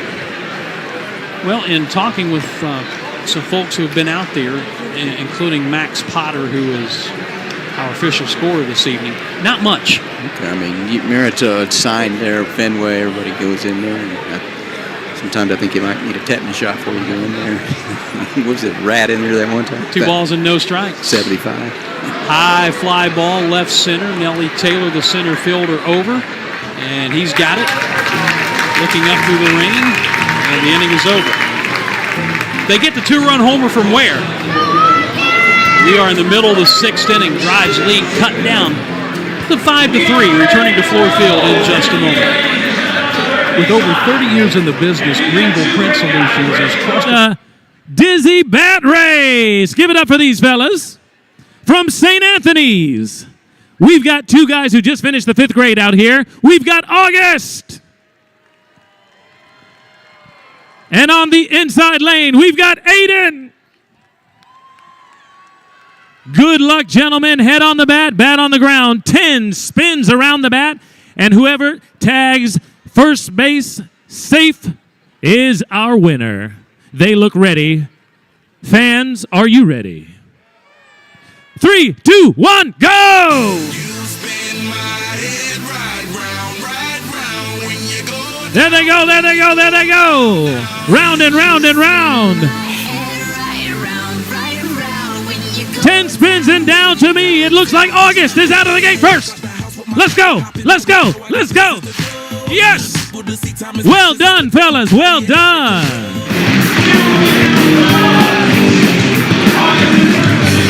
Lake Bowen Baptist Church exists to deliver the gospel, disciple the Christian, and deploy the Christ follower. Find out more at lakebowenbaptist.com. Drives lead cut to 5-3 after the 2-run homer by Bryson Ware. It's just another one of those examples, Tom, when you have an opportunity to put together a big inning, you need to take advantage of it. The Drive had that chance in the fifth, only got one run out of it. It was a really good shot up into the lights of the rain that is starting to fall with a little more intensity now. So it's a 2-run lead as Miguel Blaze steps in to lead it off. He'll be followed by Brooks Brannon and Justin Reamer. Blaze 1 for 2. Brandon Beck will begin his first full inning of work, and the breaking ball misses outside, ball 1.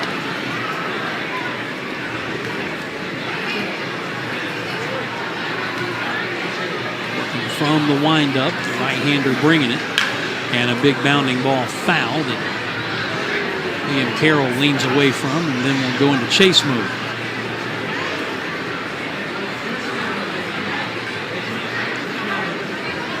One ball, one strike.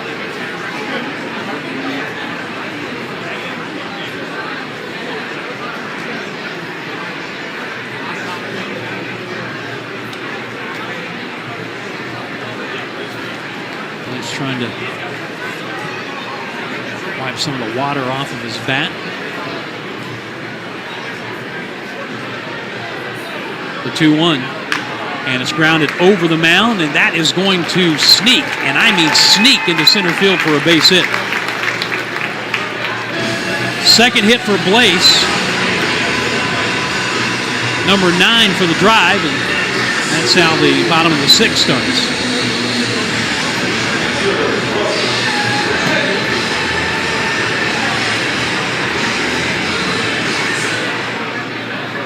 Here's Brooks Brannon, who has doubled and lined out sharply to center field. Now, Tatum Littleton saying something to the Jersey Shore dugout.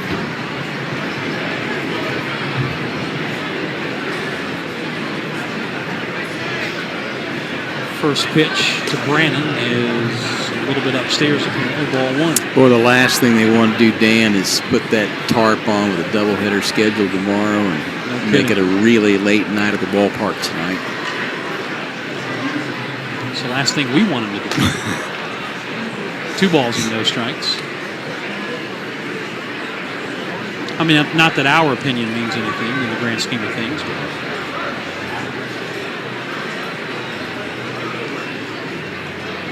see what Brannon gets here on the 2-0. And he shoots it the other way, into right field. That's a base hit into the corner. Blaze on his way around second.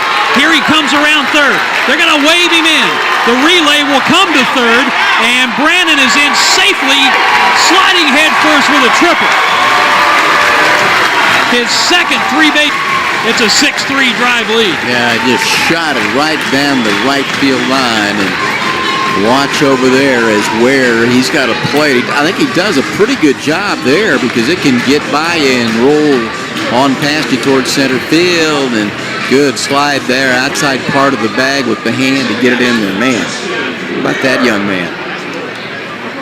He continues to swing a hot bat right now. Infield will come in for Justin Reamer, who's 1 for 2. And the first pitch to him is in there for a strike.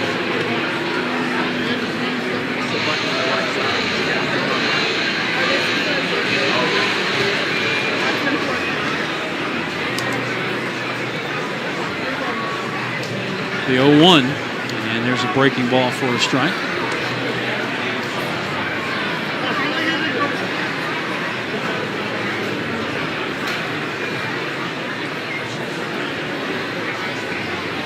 No balls and 2 strikes to Reamer with the infield in. Nobody out. And he takes it high.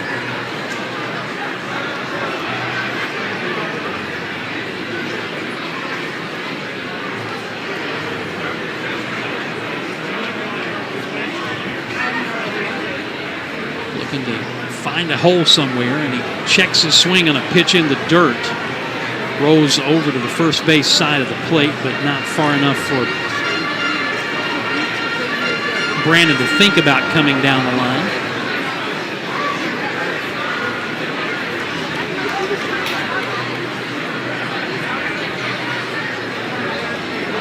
Two balls, 2 strikes. against a drawn-in infield with Brandon at third and nobody out. Reamer waiting, Beckel pitching, and he shoots it foul, cutting through the rain over on the right field side.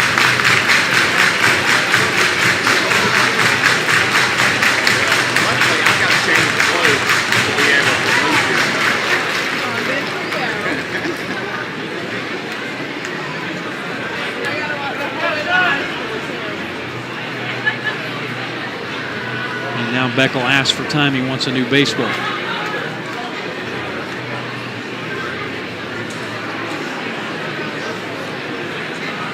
Most of the fans in the uncovered seats running for cover as the rain continuing to fall. The 2-2 to Reamer. And he reaches for it and taps it to the second baseman. He's going to go back to third, and he throws it away. Brandon gets up. He will come to the plate and score to make it a 7-3 game. And Farquhar will be charged with a throwing error. They had Brandon hung out to dry. No pun intended. But he threw wildly back to third, and Brandon was able to get up and come to the plate. No RBI, and Reamer's safe on a fielder's choice. Yeah, not necessarily the contact play came a little bit, and he got too far down the line, and a good throw gets him. But you know what? Didn't make it. Took advantage of it. Got another run.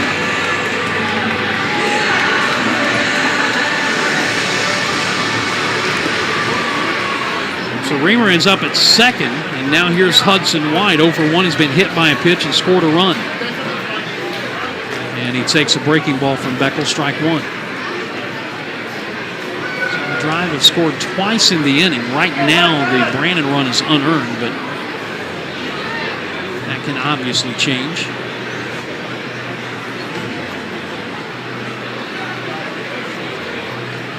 The 0-1. And a line drive, base hit into right field. Reamer will be held up at third base. Hudson White's first hit. That will make the Brandon run earned. Or perhaps not, because he should have been out at third base. A good throw, and they would have gotten him easily. Bottom line is, it's 7-3. They're on the corners and just one out for Andy Lugo, who has a 3-run homer to his credit tonight, 1 for 2.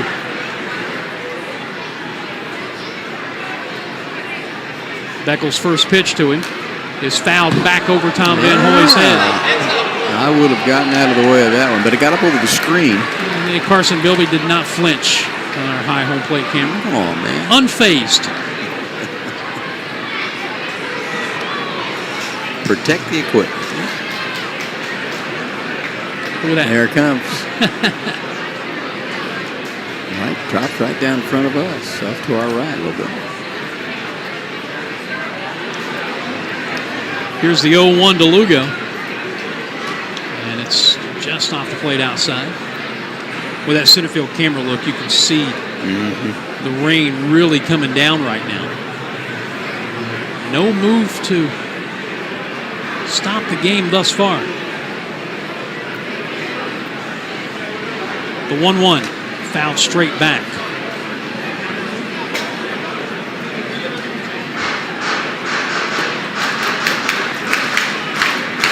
Lugo behind 1 and 2. Franklin Arias waiting on deck.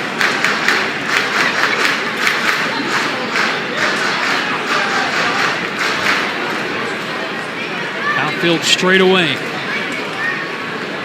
Beckel pitching. And Lugo chased a breaking ball on the dirt, strike 3. 2 down. That is the second strikeout for Brandon Beckel. And now it's up to Arias to try to add to what has been a 2-run inning so far. So the Drive able to respond after the Brandon Ware 2-run homer at the top of the inning, cut the lead to 5-3. They get the 2 runs back and have a chance for more if Arias can add to what is already a 2-for-3 night. Singled in the first, was thrown out stealing, popped to first in the second, and singled in the fifth. And he hits this one in the hole in the left field, a base hit. Reamer trots in from third. It's an 8-3 drive lead, a 3-hit night for Franklin Arias.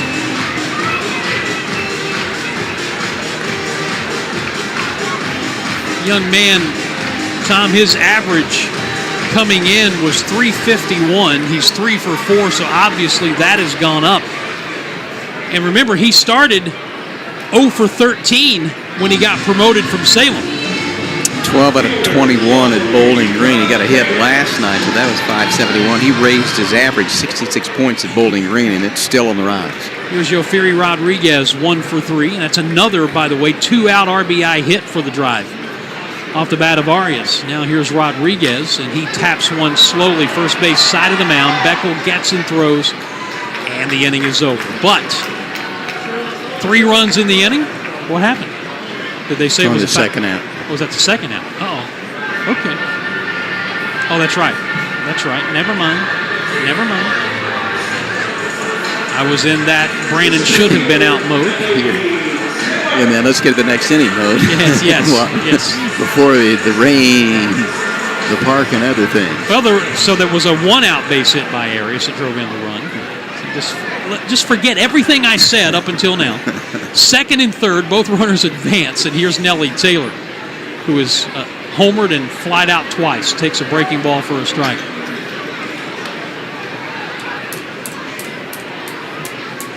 As a coach one time said to me, Scott, it happens to the best of us, and you ain't the best of us. No balls and a strike to Taylor. Pitch. Swing and a miss. Chase the ball down. You know, bottom line, though, Dan, good effort. We talked about Jersey Shore not really going away. They got themselves with that 2-run home run back into the ball game, and then the driver responded with 3 and maybe more runs here in the bottom half of the 6th. Boy, a base hit here would be huge. But Taylor in a no-ball, 2-strike hole. Beckel sets the 0-2, and it's in the dirt. Ball and 2 strikes. And he began with Blaze singling. Brandon tripled to score Blaze.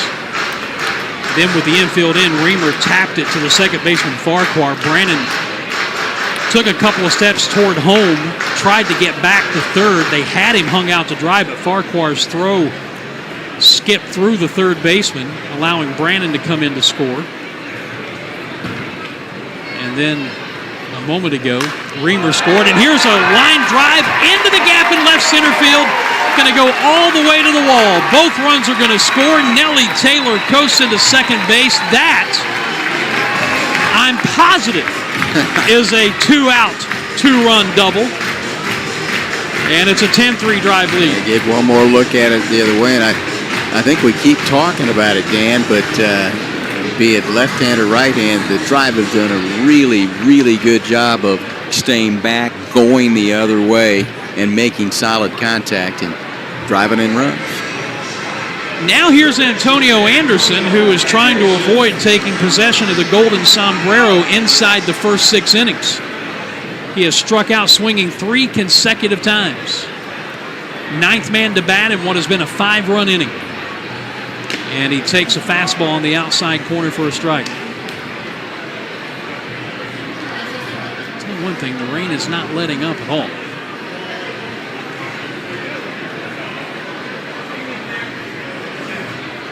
The 0-1 taps it foul, and he is in a no-ball, 2-strike hole. So the Drive have put 13 hits on the board. Had 6 doubles last night.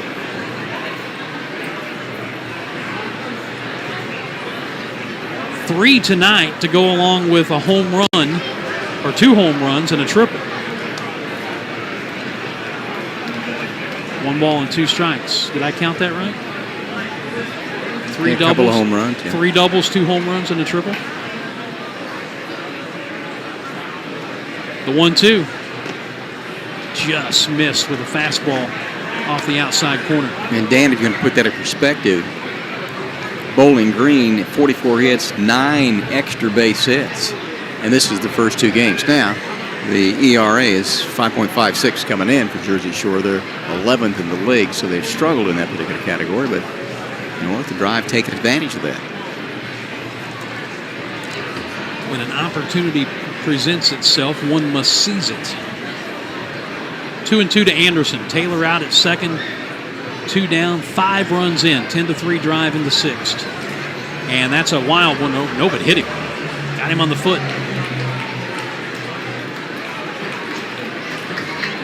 So he'll trot on down to first base. Taylor standing on third, but he'll have to go back to second.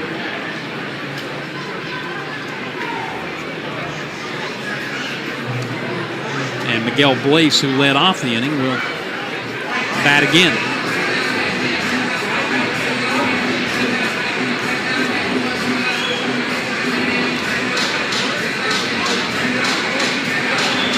Catcher Caden Hedinger heading back out to talk to his pitcher again.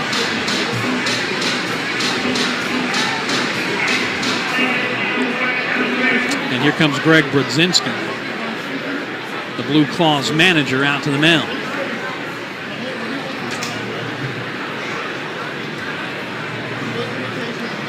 He has not made a motion to the bullpen yet, but now he does. So an Atlanta Bread Company call to the bullpen. Beckel is done, and we've got a break in the action. We'll tell you about the new pitcher in just a moment. Dan Scott here for the Atlanta Bread Company. What do I like about Atlanta Bread? Well, too much to mention in a short commercial, but here are a few things. Bread baked daily, fresh on site. A tremendous selection of soup, sandwiches, Tortosa, and salads. Seasonal special additions to the menu. Delicious hot coffee and a bevy of other drink options. And yeah, can't forget about the baked sweet goodies. Dine in or carry out. And when you have the Atlanta Bread Company app, you can order and pay online, then breeze past the lines to the pickup counter to get your food. Experience it for yourself.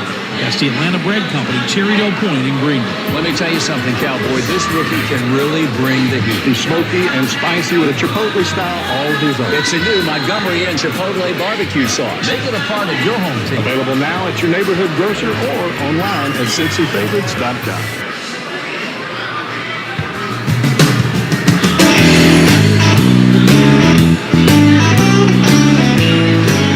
Third pitcher of the night coming on for the Blueclaws. It is a left-hander. The Atlanta Bread Company call to the bullpen brings in Christian Tortosa. Yep, left-hander, 6'4", 170. He's 26 out of La Victoria, Venezuela. He signed with Detroit at the age of 16, July of 2015, May of 2025. Signed a minor league free agent deal with Philadelphia. So with the organization now, no record yet. ERA 13.5, just his 4th appearance.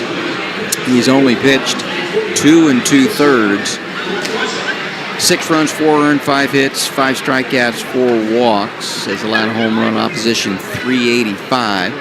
Pitched a couple times against Brooklyn. 2/3, 1 run unearned in game 1, a 6-4 win, and came back and went an inning, gave up 4 runs, 4 hits, a strikeout, a walk, and a home run, a 3-run shot in a 9-3 loss in second game of the doubleheader on Friday. All right, Miguel Blaze led off this inning with a base hit. Scored the first of the 5 runs. He's 2 for 3 tonight with 2 runs scored. And now, before we can get going, Caden Hedinger an issue with his helmet mask combination, but he's ready to go now, and Blaze steps in with runners at first and second and 2 down. Tortosa's first pitch to him is a fastball at the knee, strike 1.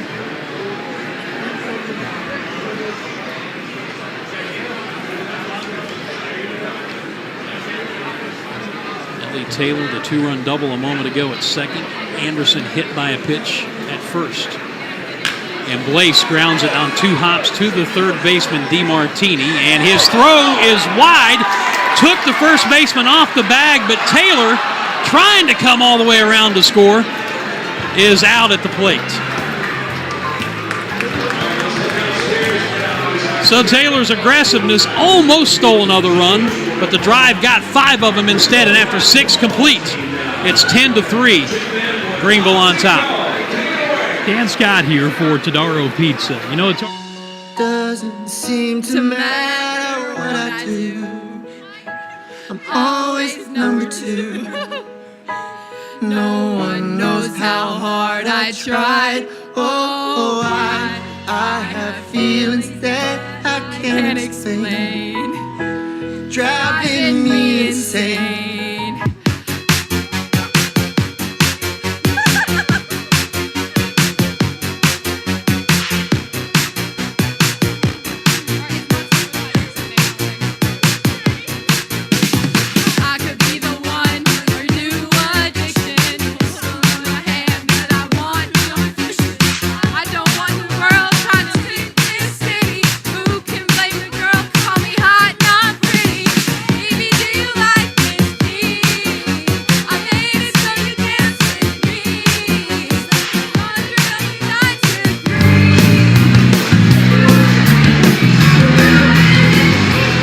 Six-inning totals for the drive: 10 runs, 13 hits, 1 error, and they have stranded 4.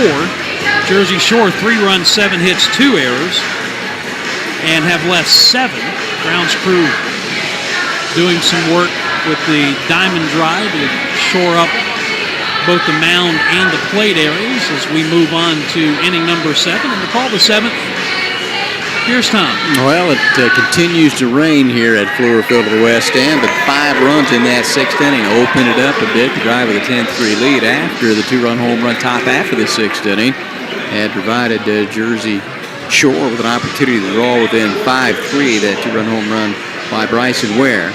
And it's Darvin Garcia back on. He's pitching inning and 2/3, 2 runs, both earned, 2 hits, allowed a home run, 2 strikeouts, and a walk. And Garcia trying to give his team some length, and he always, as you play 6 games, 6 days, and it's tough to do sometimes, or 6 to 5 days occasionally if you get run into a rain situation. The max he's pitched this year has been 2 1/3. That was against Hub City back on May 16, and pitched 2 innings on 4 other occasions. So he might be getting into a little bit of uncharted territory, but he needs to give the drive some length here with a 10-5 lead as we go to the top of the 7th inning to maybe help that bullpen as we get into more of the series as it goes along. And this is just the second of 6 games to be played. Tom, 4 of those 5 runs charged to Beck will end up being earned runs in that inning. Well, here's Carson DeMartini, and he's down at the count 0-1. First pitch was a strike, and this one bounces away from Brooks Brannon, catching tonight, and sails back to the screen, and he goes 1 ball and 1 strike. DeMartini is the number 15 prospect in the Philadelphia organization, MLB Pipeline. Struck out 96, walked, fly to center in his 3 at-bats tonight. And they all came against Peyton Tolle before Garcia came in. Called strike. Timeout called. We'll back away a little bit. Looks like the rain might be easing up a little bit, Tom. It's still rather steady, but a little lighter than it was just a few minutes ago. Well, it wasn't like the monsoon we saw on Tuesday, thank goodness. So they're playing through it anyway. There's a fastball up at 95, and he just barely got a piece of that one to stay alive. Martini, and highly regarded prospect, and 6 feet 197, 22 out of Virginia Beach. 4th round pick of the draft last year out of Virginia Tech. 3 years with the Hokies there. 1-2. Stays outside. Count goes 2 balls and 2 strikes. He got a little bit of action last year in the Florida State League. 24 games, hit .315. Pretty good career at Virginia Tech. 165 games. How about that? Huh? And hit .311 with 46 home runs and 144 runs batted in. Foul into off the facing of the drive dugout. That ball came inside. Not much you can do with that. So good job to fight it off. Good pitch by Garcia. Count remains 2 balls and 2 strikes. DeMartini, Kroon, and Rincon here in the top half of the 7th inning with the drive up 10-5. A couple home runs tonight. Here's a shot into right center field, and on the run it goes past Blaze. 1 hop off the wall and easing into second base. He'll slide in there with the double, and that's how the 7th inning will begin, with the second-place hitter DeMartini lacing a 2-2 pitch into right center field for a double. Stayed back on that and hammered it into right center field. Take all the gear off now, and you see that. Protecting yourself. Here's Kroon. He singled to right his first time up. He had a stolen base, and he ended up stranded at second base. Popped out to the shortstop tonight to Franklin Arias, who's made a couple of really good defensive plays in addition to his abilities offensively here tonight. And also walked and advanced to second on a wild pitch. So been on base a couple times. Okay, again on a rehab assignment. Played for the Iron Pigs. Well, there's going to be a pinch hitter, though. Kroon, on a rehab assignment, they probably don't want him out there in the ring. Right. That's a good thought there. So Piers Bennett. Although he was in left field in that last inning. Will pinch hit for Kroon. He's a right-hand hitter. Garcia looks at second. He delivers the first pitch, and that's called strike. 94-mile-an-hour fastball. Bennett played left last night, hit at the 7th spot. He ended up on a couple of times, doubled to left in the 4th inning, and he reached out there in the 8th and scored in that inning as well. So, chance to pinch hit here late. A fly ball blaze out in right field. Backtracks to his right, settles under it. There's the catch. There's the tag and advancement to third, but he'll take the out, and that becomes out number 1 here in the top half of the 7th inning. Cruising over and easing there. And on down to third base goes DeMartini. So one down here for Brian Rincon.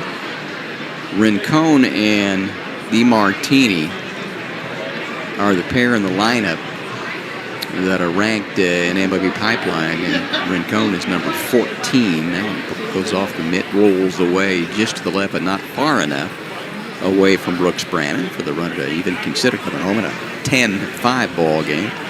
Rincon at 5'11", 185-21 out of Venezuela, played high school in Pittsburgh, Pennsylvania. He's a switch hitter, hitting left-handed, and he hits a ground ball, 3-hopper, played off to the left by Reamer, and he gets him first as the run comes down, and he'll trade that out, and it becomes a 10-6 ball game now here in the 7th inning, but the ground ball by Rincon, he does pick up the RBI, and with 2 down now, Dylan Campbell. It is Kansas math a little different than mine. In West Virginia, 3 + 1 = 6. Oh, okay. There we go. That USD 250, right? 10-4, good buddy. Right? Ooh, that one will come inside and clip him.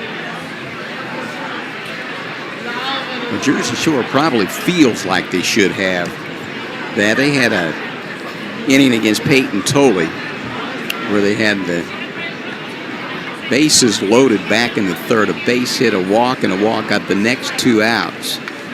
And then they were able to get a run in that inning before it came to a conclusion.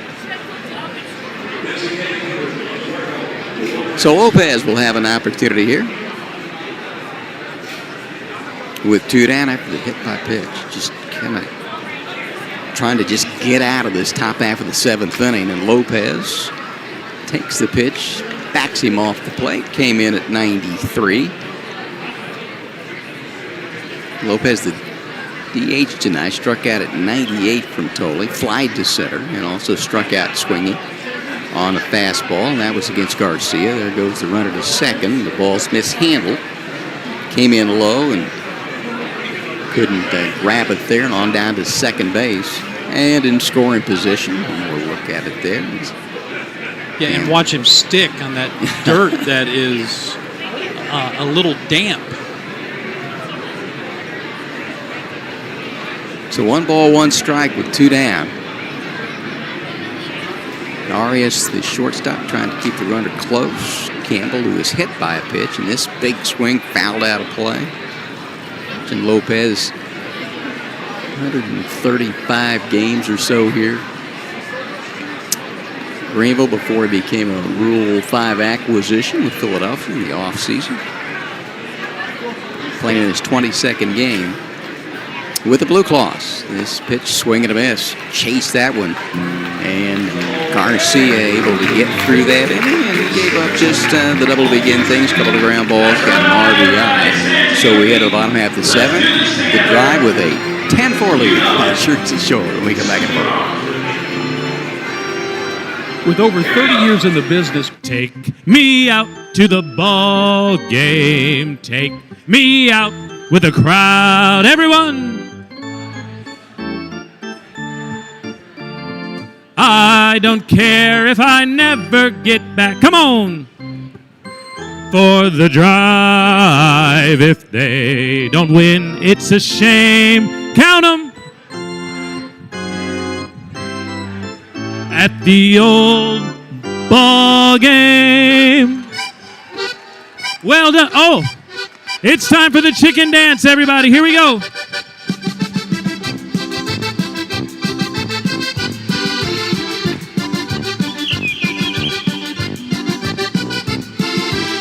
Come on, sir.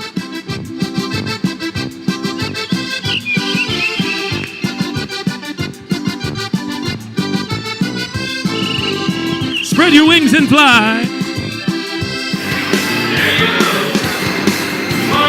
When we move on to the bottom half of the 7th inning, there's the Lions score. 10 runs, 13 hits, 1 error, left 4. Jersey Shore, 4-8, 2-8. They left 10 last night. The Drive ran out 6 out of 13, with runners in scoring position. And last night, the Drive 6 out of 17 and left 10. So they've been able to come up and have opportunities with runners in scoring position and been able to produce for the most part. Well, as we hit the bottom half of the 7th inning, that'll be Brooks Brannon. He doubled back in the 2nd and scored. He hit one hard on the nose. Line shot to center field. Then he also tripled to right, picked up an RBI, and he eventually would score on an error by the second baseman on a throw back behind him at third on a ground ball in the infield. Takes first pitch outside from Christian Tortosa. Big left-hander, 6'4", 170. Delivers that first pitch, and it's outside for a ball. And swung on it, fouled out a play off to Arkwright. We talk about Brannon. 3 for 5, an RBI and a run last night. And then we mentioned the triple, couple of runs, RBI here tonight. So in his last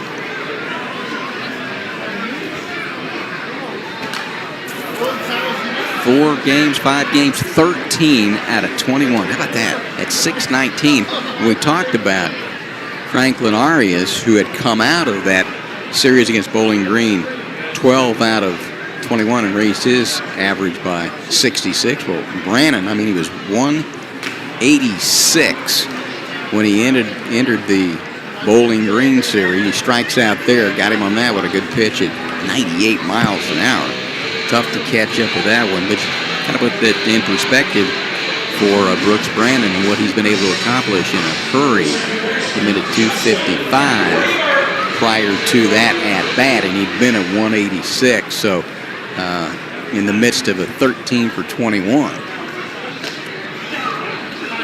They're able to increase that average, and great to see that young man had opportunity. 5'11", 210, 21 at a Greensboro, highly regarded coming out of Randall, North Carolina. And he'll give way to Justin Reamer, and Reamer takes first pitch for a ball, the second one as well. And Reamer playing second base tonight. Infield single scored back in the second with the Drive scored 3. A 3-run home run by Andy Lugo after a solo home run by Nellie Taylor in the first. Got the Drive on the board for the first time here tonight. So he's having a good night tonight. He would score again in the 6th as well. Flied to right. Reached on an error on the throw by the second baseman. That allowed Brooks Brannon to score. But a rarity for Brannon as he strikes out. And there's the 3-0 pitch taken for ball 4. And Justin Reamer played third base last night, playing second base tonight. He's been on 3 times, and Hudson White will be at the plate, and he's been on the last 2 times, scored. He was hit by a pitch in the 5th. He singled to right field, and then he also struck out in the 2nd inning as well. And looking at that replay of the video, he's the DH tonight. Choked up a little bit on that base hit to right field, and he got himself down to the count a little bit at the home run, and 12 runs batted in. He's trying to get that average up there a little bit as well. Out of the count 0-1.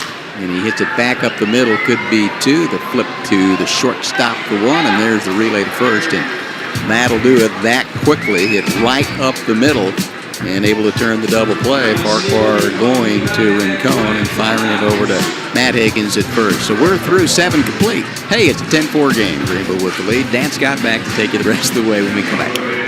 Lakeland Baptist Church in Inman. Oh, like the janitor.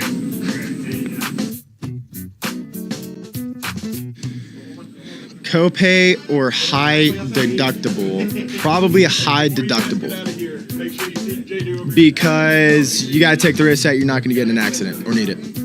I'm not going to lie to you. Not quite sure what both those are yet.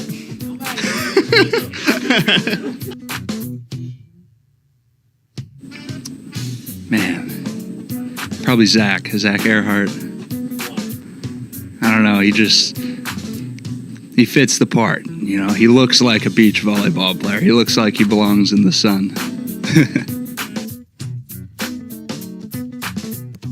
Your Hales Jewelers next game time is tomorrow at 6:45, as we will compete in the second game of a doubleheader. The first game of that doubleheader will start at 4 o'clock tomorrow as the show.org today. That's danscottshow.org.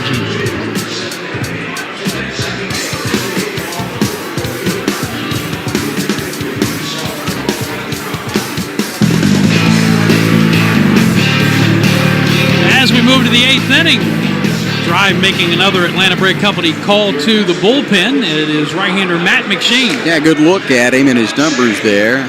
6'4", 220, 22 out of Pennsylvania, Boston, Pennsylvania. 13th round pick in the draft, 2024 out of Pittsburgh. 3 years at St. Joseph's, and then acquired in a trade January 17th of this year for right-hander Chase Sugar. 1-0 ERA 4.73, 7th appearance, all in relief, has a save, 13 in the 3rd innings, 9 runs, 7 earned, 15 hits, 16 strikeouts to 2 walks. You love that. And the first pitch is lined out into right center field, but Nellie Taylor was right there. That ball had some serious topspin to it. Yeah. On contact, I thought it was over his head. You and me both.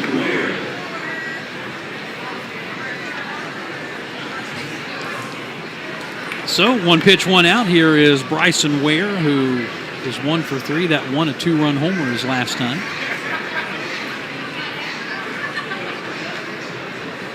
First pitch to him is grounded to third. Anderson to his left gets and throws. 2 pitches, 2 outs.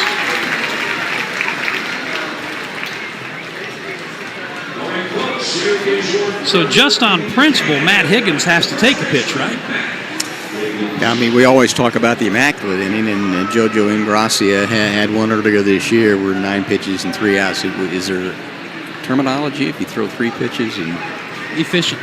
Yes. Max efficiency with a capital E, right? Yes, ME will be on the analytics. And what's that ME? Me first. Ball 1 on the slider down and in. Higgins, the K-man, has not struck out. Section 115 has been blanked tonight. And there's 2 balls and no strikes. My wife, Angela, checking us out tonight on Palmetto Sports and Entertainment Network. And wherever you are watching us, thank you for tuning in. The Drive leading at 10-4 here in the top of the 8th inning. 3 balls and no strikes. Shane came off the mound a little oddly that time. It appears to be okay. Leadoff hitter Trent Farquhar waiting on deck.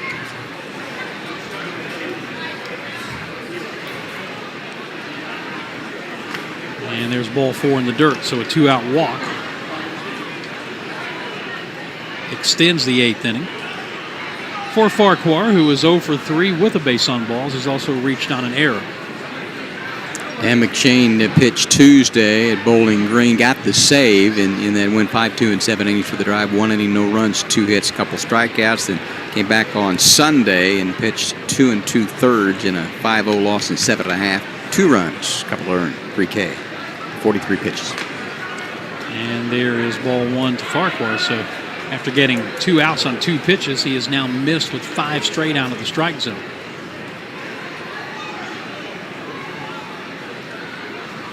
The 1-0.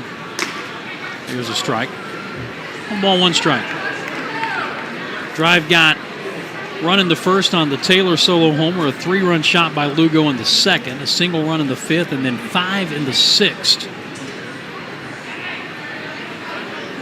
Swing and a miss. Jersey Shores runs 1 in the 3rd, 2 in the 6th, 1 in the 7th.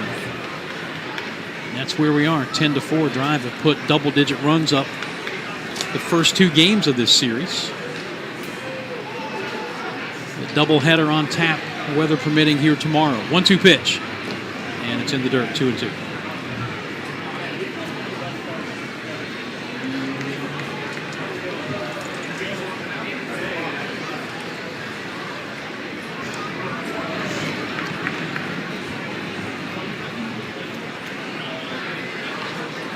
Shane will try again. The 2-2 pitch is grounded third, backhanded, knocked down by Anderson, and that'll be an infield single. He was playing for the left-handed batting Farquhar well off the line and had to go far to his right. He got a glove on it. Infield single, and you know, Tom, this is strangely familiar territory. Last night it was a 9-3 game in the 8th inning when this man came to bat and hit a 3-run homer out of here to the deepest part of the ballpark. And here he is with his team down 10-4 in the 8th with 2 on and 2 out.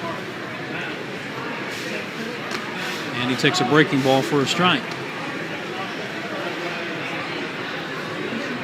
Higgins now at second, Farquhar at first. DeMartini home run was in the 6th inning last night that made it a 9-6 game. Pulled foul, and it's 0-2.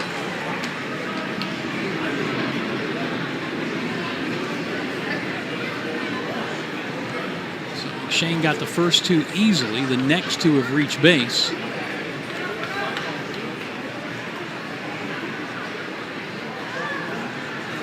Trying to get DeMartini and end this top of the 8th inning, and he does, but the ball got through Brooks Brannon, and everybody will be safe. That'll be a strikeout and a wild pitch.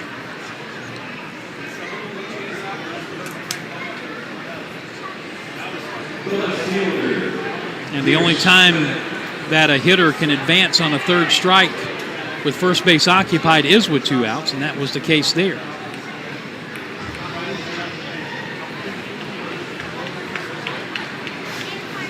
So here is Pierce Bennett, who pinch hit in the last inning and flied to center.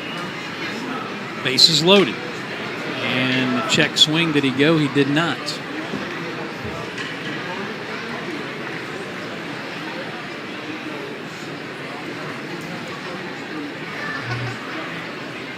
So all this after the first 2 have been retired on a grand total of 2 pitches. Ball 2. McShane misses inside.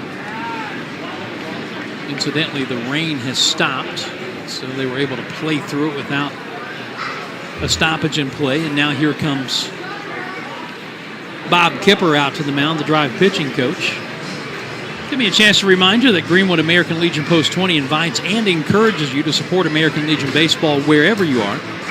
And if you're in the state of South Carolina, find the program closest to you at scalb.org. Support Legion Baseball, brought to you by Greenwood Post 20. Well, the plot thickens a little bit here in the top of the 8th inning. Drive leading 10-4. But the bases are loaded now with 2 outs and a 2-ball, no strike count on Pierce Bennett. Funny how this game works, Dan. 2 pitches, 2 outs. You're in good shape, right? Yep. Then you miss with 6 So you straight. think. Yeah, walk, infield hit. Just get a strikeout and it gets passed, and all of a sudden, scenario changes.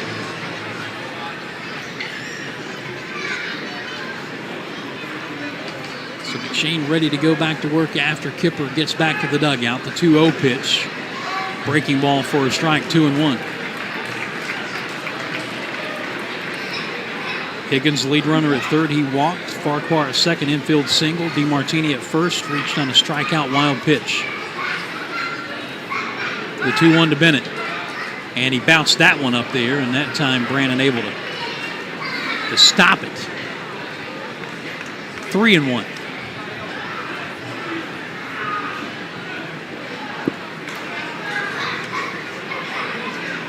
And obviously no place to put Bennett. 3 balls and a strike. Bases loaded, 2 down. The pitch. And there's strike 2. Another breaking ball. So now the wheels will be turning. All 3 base runners in motion. With 2 outs and a payoff pitch coming from McShane to Bennett. There they go. Here it comes. And it's grounded foul and nearly took out Matt Higgins coming down the line from third. It was a big bounding ball, and the high hop whizzed by Higgins' head.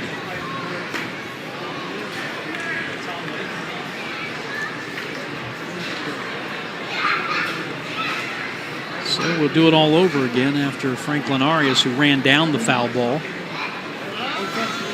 retreats to shortstop. Home plate umpire Tatum Littleton gets a new supply of baseballs from the drive dugout. And the merry-go-round about to kick into high gear again. The runners go, the 3-2 pitch, and he struck him out swinging. Actually a foul tip on a pitch up. And McShane made it interesting, but he got out of it. They leave him loaded. Middle of the 8th. Drive on top of the Blueclaws, 10-4. You really messed up. I really messed up. You forgot a gift for your best friend. I can't begin to knowing. I can't begin to knowing. But then I know it's growing strong. Let me hear it one time. Wasn't the spring? Wasn't the spring? Then spring became the summer. And spring became the summer. Who'd have believed you'd come along? All right, hold those hands up high. Hands all across the ballpark and on the Green Monster. Touching hands. Reaching out. Reaching out. Touching me. Touching you. Great job, everybody. Here we go. Bump, bump, bump. Good times never seem so good. So good. So good. So good. I've been in prime. You already know about the great fresh food at Arden's Burger and Grill in Central. Now Arden's also operates Beef and Rib in Westminster. Two great ways to step up to a delicious plate. Find Arden's and Beef and Rib on Facebook today.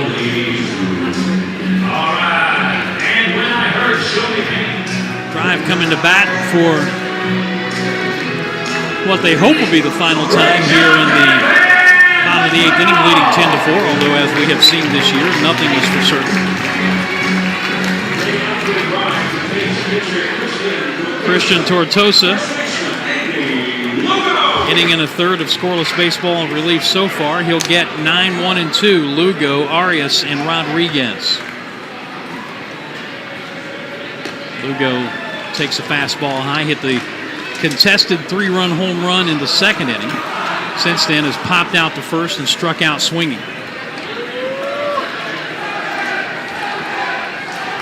1 ball, no strikes, and 2-0 as that one's down and away at 96. And some hardcore folks stayed through the rain. Coming to the end of this one. The 2-0 pitch, swing and a miss at a breaking ball.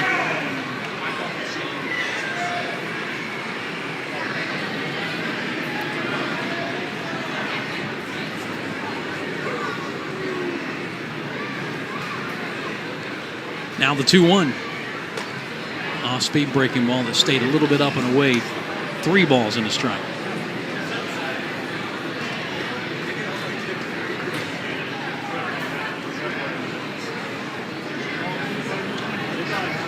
Tortosa with the pause and the 3-1. And it's fouled back.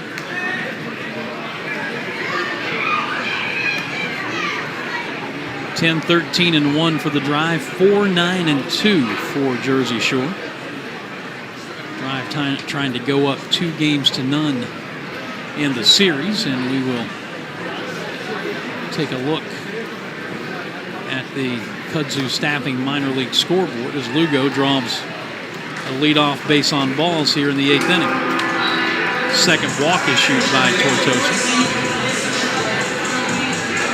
Back to the top for Franklin Arias, who's 3 for 4 with an RBI. On the Kudzu Staffing scoreboard, Winston-Salem and Hub City are tied 10-10, or 2-2 rather, in the bottom of the 10th inning. Asheville, top of the 9th, batting leading 5-2 at Rome. It's one of the teams ahead of the Drive. Hub City's ahead of the Drive as well. Wilmington, a 7-6 win in 10 innings at Hudson Valley tonight. Brooklyn beat visiting Aberdeen 6-1. Bowling Green at Greensboro, 1-1 there in the bottom of the 6th inning. And they had another game that was postponed. Actually, that one is suspended. They're going to complete that one tomorrow, and they have another game that'll be made up on June the 1st. 1 ball, 1 strike. And it's lined over third into left field for a base hit down the line. Going to get all the way into the corner.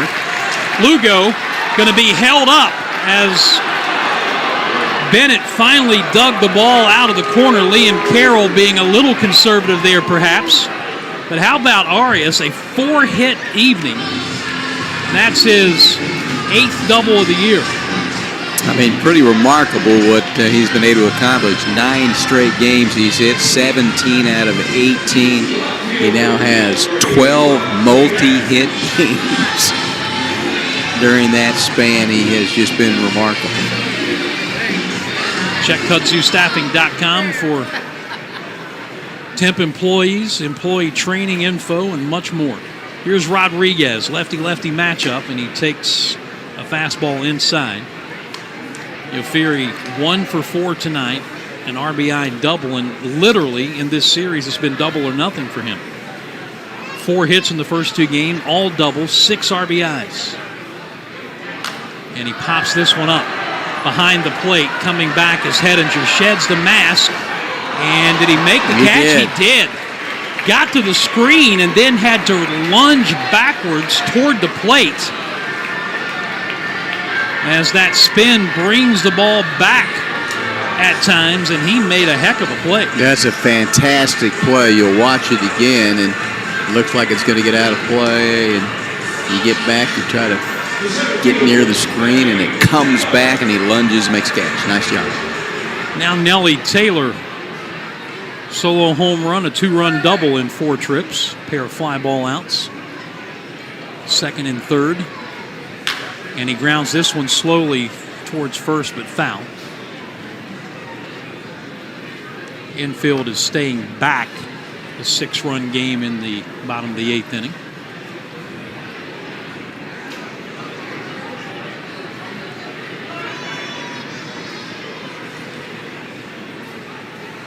So Rodriguez had 5 RBIs last night, a base hit here, and Taylor could end up with 5 tonight.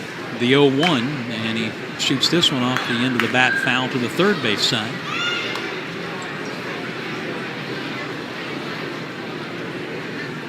And it's 0-2.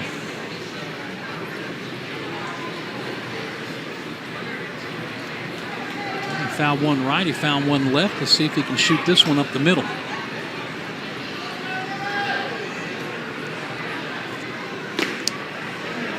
Foul tip, strike 3. Tried to check his swing, and he is down on strikes. 2 down. Second strikeout for Tortosa.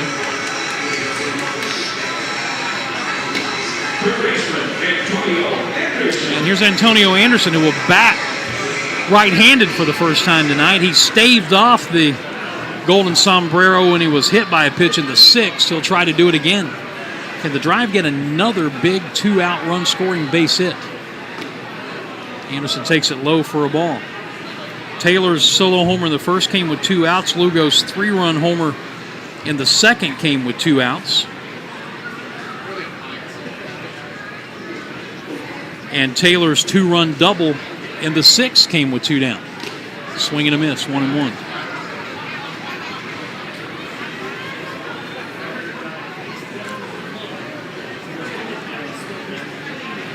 So 6 of the 10 runs have been produced via 2-out base hits.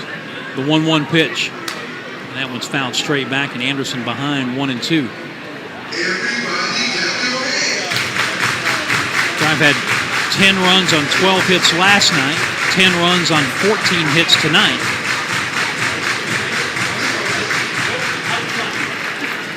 They have taken a liking to Blueclaw pitching in the first 2 games of this series. Second and third, 2 down, 1-2 to Anderson. Cortosa brings it, and another foul back. He had a good cut that time at a 97-mile-an-hour fastball.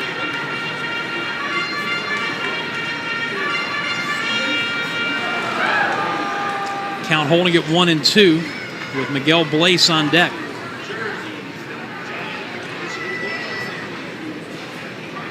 Anderson is the only player in this lineup without a base hit tonight. The 1-2. And check swing, did he go? He did, on a hard slider down and in. That is the sombrero for Mr. Anderson. And the inning is over. Drive strand 2. We go to the 9th, 3 outs away from a second win to open the series. Drive on top, 10-4. Since 2006, Kunze Staffing.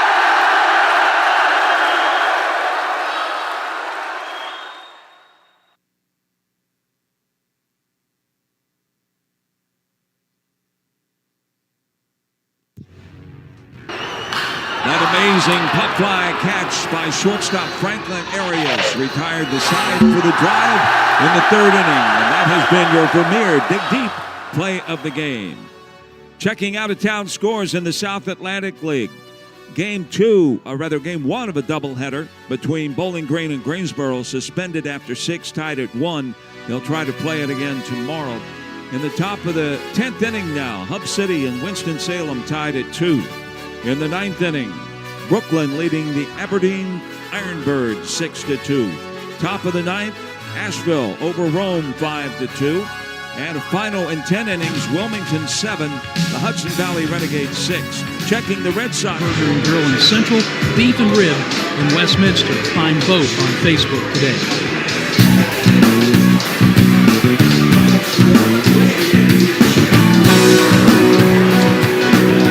McShane back out for his second inning of relief, trying to nail down a second straight win to open this series for the Drive, leading 10-4. He got the first 2 outs on 2 pitches in the last inning, and then ended up with the bases loaded and struck out Pierce Bennett on a 3-2 pitch to end the inning. You know, Dan, we talked about how McShane got here, that trade with Pittsburgh for Chase Sugared, and before he got to the Drive, Salem 3-0.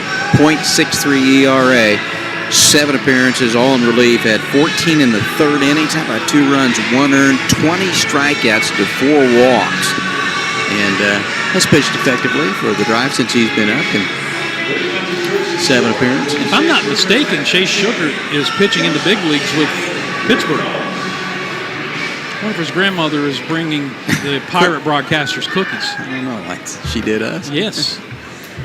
Here is Rincon to lead it off, and he takes it inside for a ball. Need banners, stadium graphics, event materials printed? If so, do what so many more do. Go to Greenville Print Solutions on the web at greenvillePrintSolutions.com. The 1-0 pitch. There's a strike. Rincon also trying to avoid the Golden Sombrero. He did with an RBI ground out his last time. Struck out each of his first 3 times up. So, knowing that misery loves company, Antonio Anderson would love to see Rincon join him in the Golden Sombrero Club tonight, and he's a strike away from doing so as he swings and misses at a breaking ball.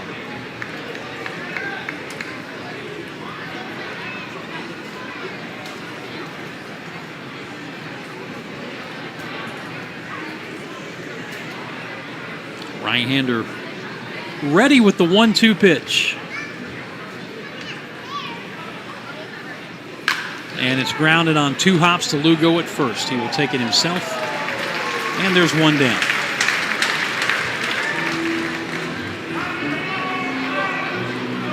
So here's Dylan Campbell, 1 for 3 with an RBI. Has been hit by a pitch. Darvin Garcia, barring a collapse of biblical proportions by the drive here in the 9th inning.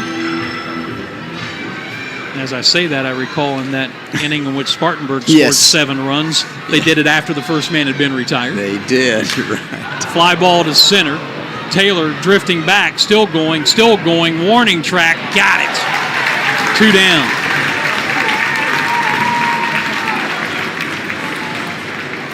But Garcia in line for his first win of the season against 2 losses, and the starter Aaron Combs would fall to 0-3 for Jersey Shore. So here's Eduardo Lopez, also trying to avoid the Golden Sombrero. 0 for 4 with 3 strikeouts.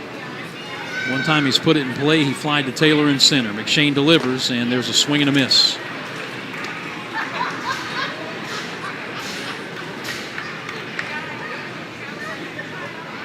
Switch hitter batting left-handed. The 0-1. Strike 2 called. He dropped the breaking ball in the outside corner. And Mr. McShane, a strike away. He comes set. The 0-2. And a little bit low. 1 ball and 2 strikes.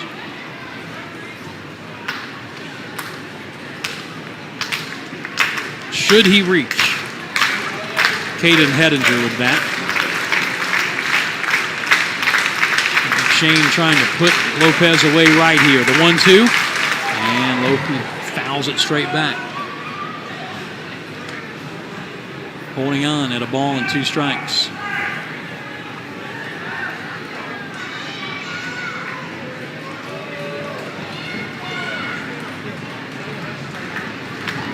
Right-hander brings it, and it's high.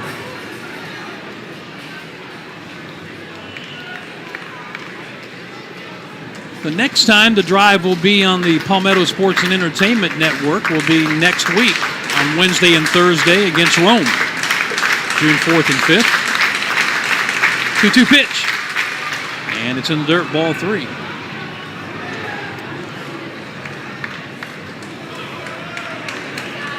Really enjoyed getting the chance to put the Greenville Drive's act to the forefront on Palmetto Sports and Entertainment. 3-2 pitch, and ball 4 inside. McShane thought he had him struck out.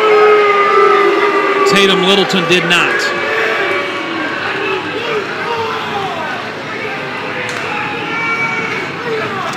Saw Brandon pull it in just a little bit. That's a good call. Close. Good job by Brandon trying to get that call. Pretty close to take. Yep. So here's Hedinger, who's 3 for 4, and the one time they got him out, he lined out hard to center field. Takes that for ball 1.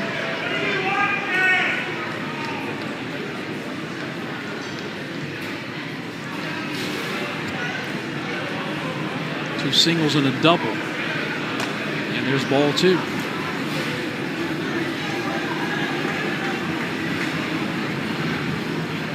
Missed high with that one, and Bob Kipper, a little purpose in his stride as he walks out to the mound to talk to the right-hander.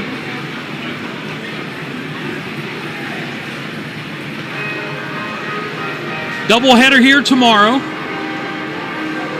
First game starts at 4 p.m. Second game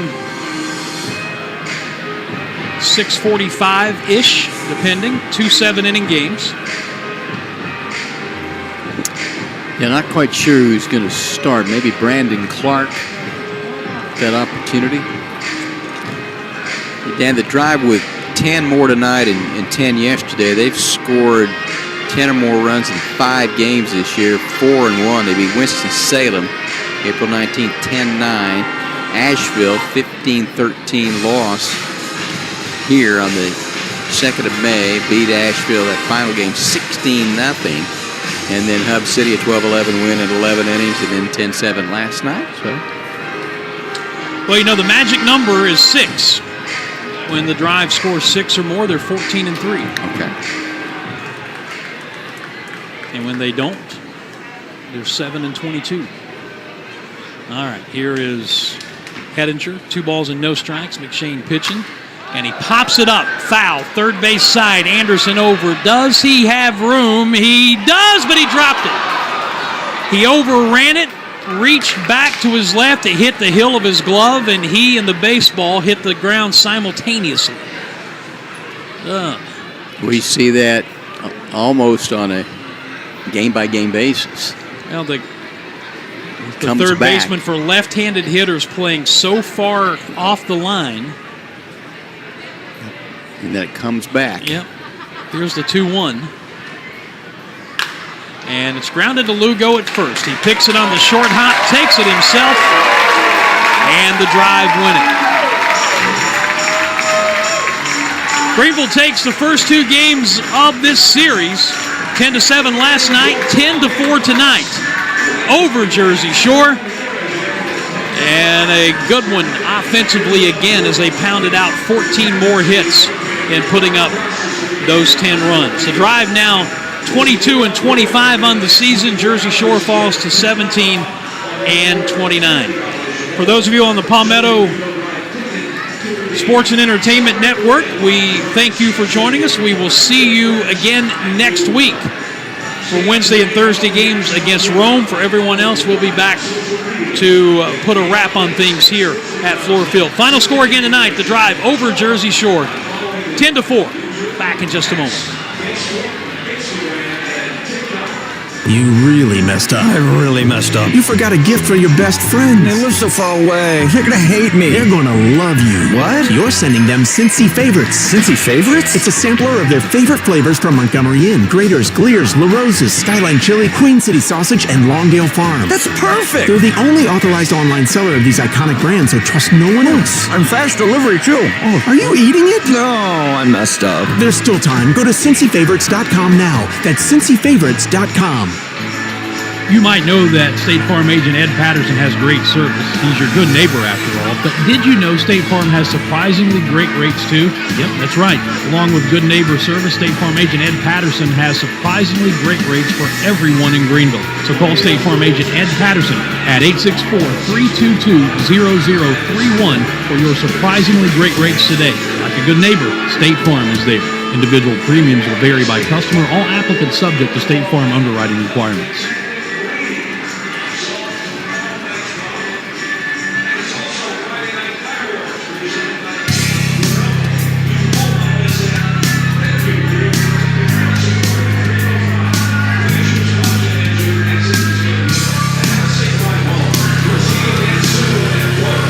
Well, the Drive win it by a final score of 10-4 here tonight to take the first 2 games of this series with Jersey Shore. Dan Scott and Tom Van Hoy with you. Offense again, Tom, 2 out hits.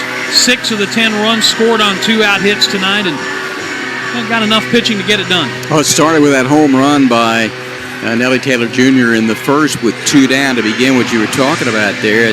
Then he had the controversial home run. Andy Lugo had a 3-run home run with 2 outs in the second inning, and it appeared that the fan reached over and made contact, and we have the opportunity to look at slow-mo replay, but as it turned out, the difference was more than that, but it was a big, at that point in time in the second, you understand why there was some consternation on the part of Jersey Shore, and they hung in there and had a battle back, able to get the 2-run home run, and it was hit by Bryson Ware in the 6th inning, and the Drive able to come back and get 5 runs on 5 hits in the 6th inning, and widened it out a little bit, got what they needed to 2 out of Peyton Tolley at the beginning, and Darvick Garcia hung in there. Matt McShane finished it off. for the drive. And, for Greenville, they were able to get 14 hits and had contributions up and down the lineup. Arias, 4 for 5 tonight, so he's 17 out of 31. And he has been very effective in that particular category. That's, in the 500 and plus range as well. And Rodriguez had a base hit and an RBI. Taylor, we mentioned, did with the 3 RBI, all with 2 outs. Perry hits for Blake. Perry hits for Brannon again. And he continues his outstanding play here most recently as well to continue to have his average go up net of 254. So, again, with another multi hit game, Reamer was good, and you go on down the line, and Lugo in the 9th spot able to get that 3 home run. So, 14 hits and got the 10 runs. And, when you look back, Jersey Shore, they were 2 for 13 with runners in scoring position and left 11 on base. So, they had some opportunities. They just didn't cash them in, and then drive with that got the lead early, saw it whittle down a little bit, and then widened it out there with a big inning and came away with another good win tonight, put 10 more runs on the board. So the final numbers for the drive, 10 runs, 14 hits, 2 errors. They left 6. And for Jersey Shore, 4 runs, 9 hits, 2 errors. They stranded 11. The drive again, 22 and 25 now, and the Blueclaws 17 and 29. A little correction on what we've been saying. The first game of the doubleheader tomorrow will start at 4:30. They're going to open the gates at 4 o'clock. Okay. I just got that clarification from Ben, our media relations director. So gates open at 4:30 first pitch for the first game of the doubleheader, a pair of 7-inning games here tomorrow. Well, I'm going to guess that Brandon Clark will be one of them, 6'4", 220-22, another outstanding left-hander, 0-1 with an ERA of 2.51. He's been outstanding as well. 14 in the third, 5 runs, 4 earned, 21K to 7 walks opposition, hitting 102. Expect to see him. And also, we expect to see Mavis Graves, a left-hander for Jersey Shore, the number 17 prospect in the Philly organization, MLB Pipeline. Big left-hander, 6'6", 205, 21. He is out of Eastside High School here in Greenville, South Carolina. So, be a pretty cool moment for him to have an opportunity if he does become one of the 2 pitchers tomorrow. He's 2-3 with an ERA of about 6. Will be his 9th appearance and his 9th start. So looking forward to tomorrow, some momentum for the drive as they continue the homestand tomorrow. All right, we will see you back here at Fluor Field, 4:30 first pitch for the first game of the doubleheader, a pair of 7-inning games, and hoping that the weather's going to cooperate, we can get them both in. That will do it for us here tonight. Final score again this evening, the drive up 2-0 in the series now. They beat Jersey Shore 10-4. For Tom Van Hoy and all of us with the drive, I'm Dan Scott. God bless you. So long, everybody.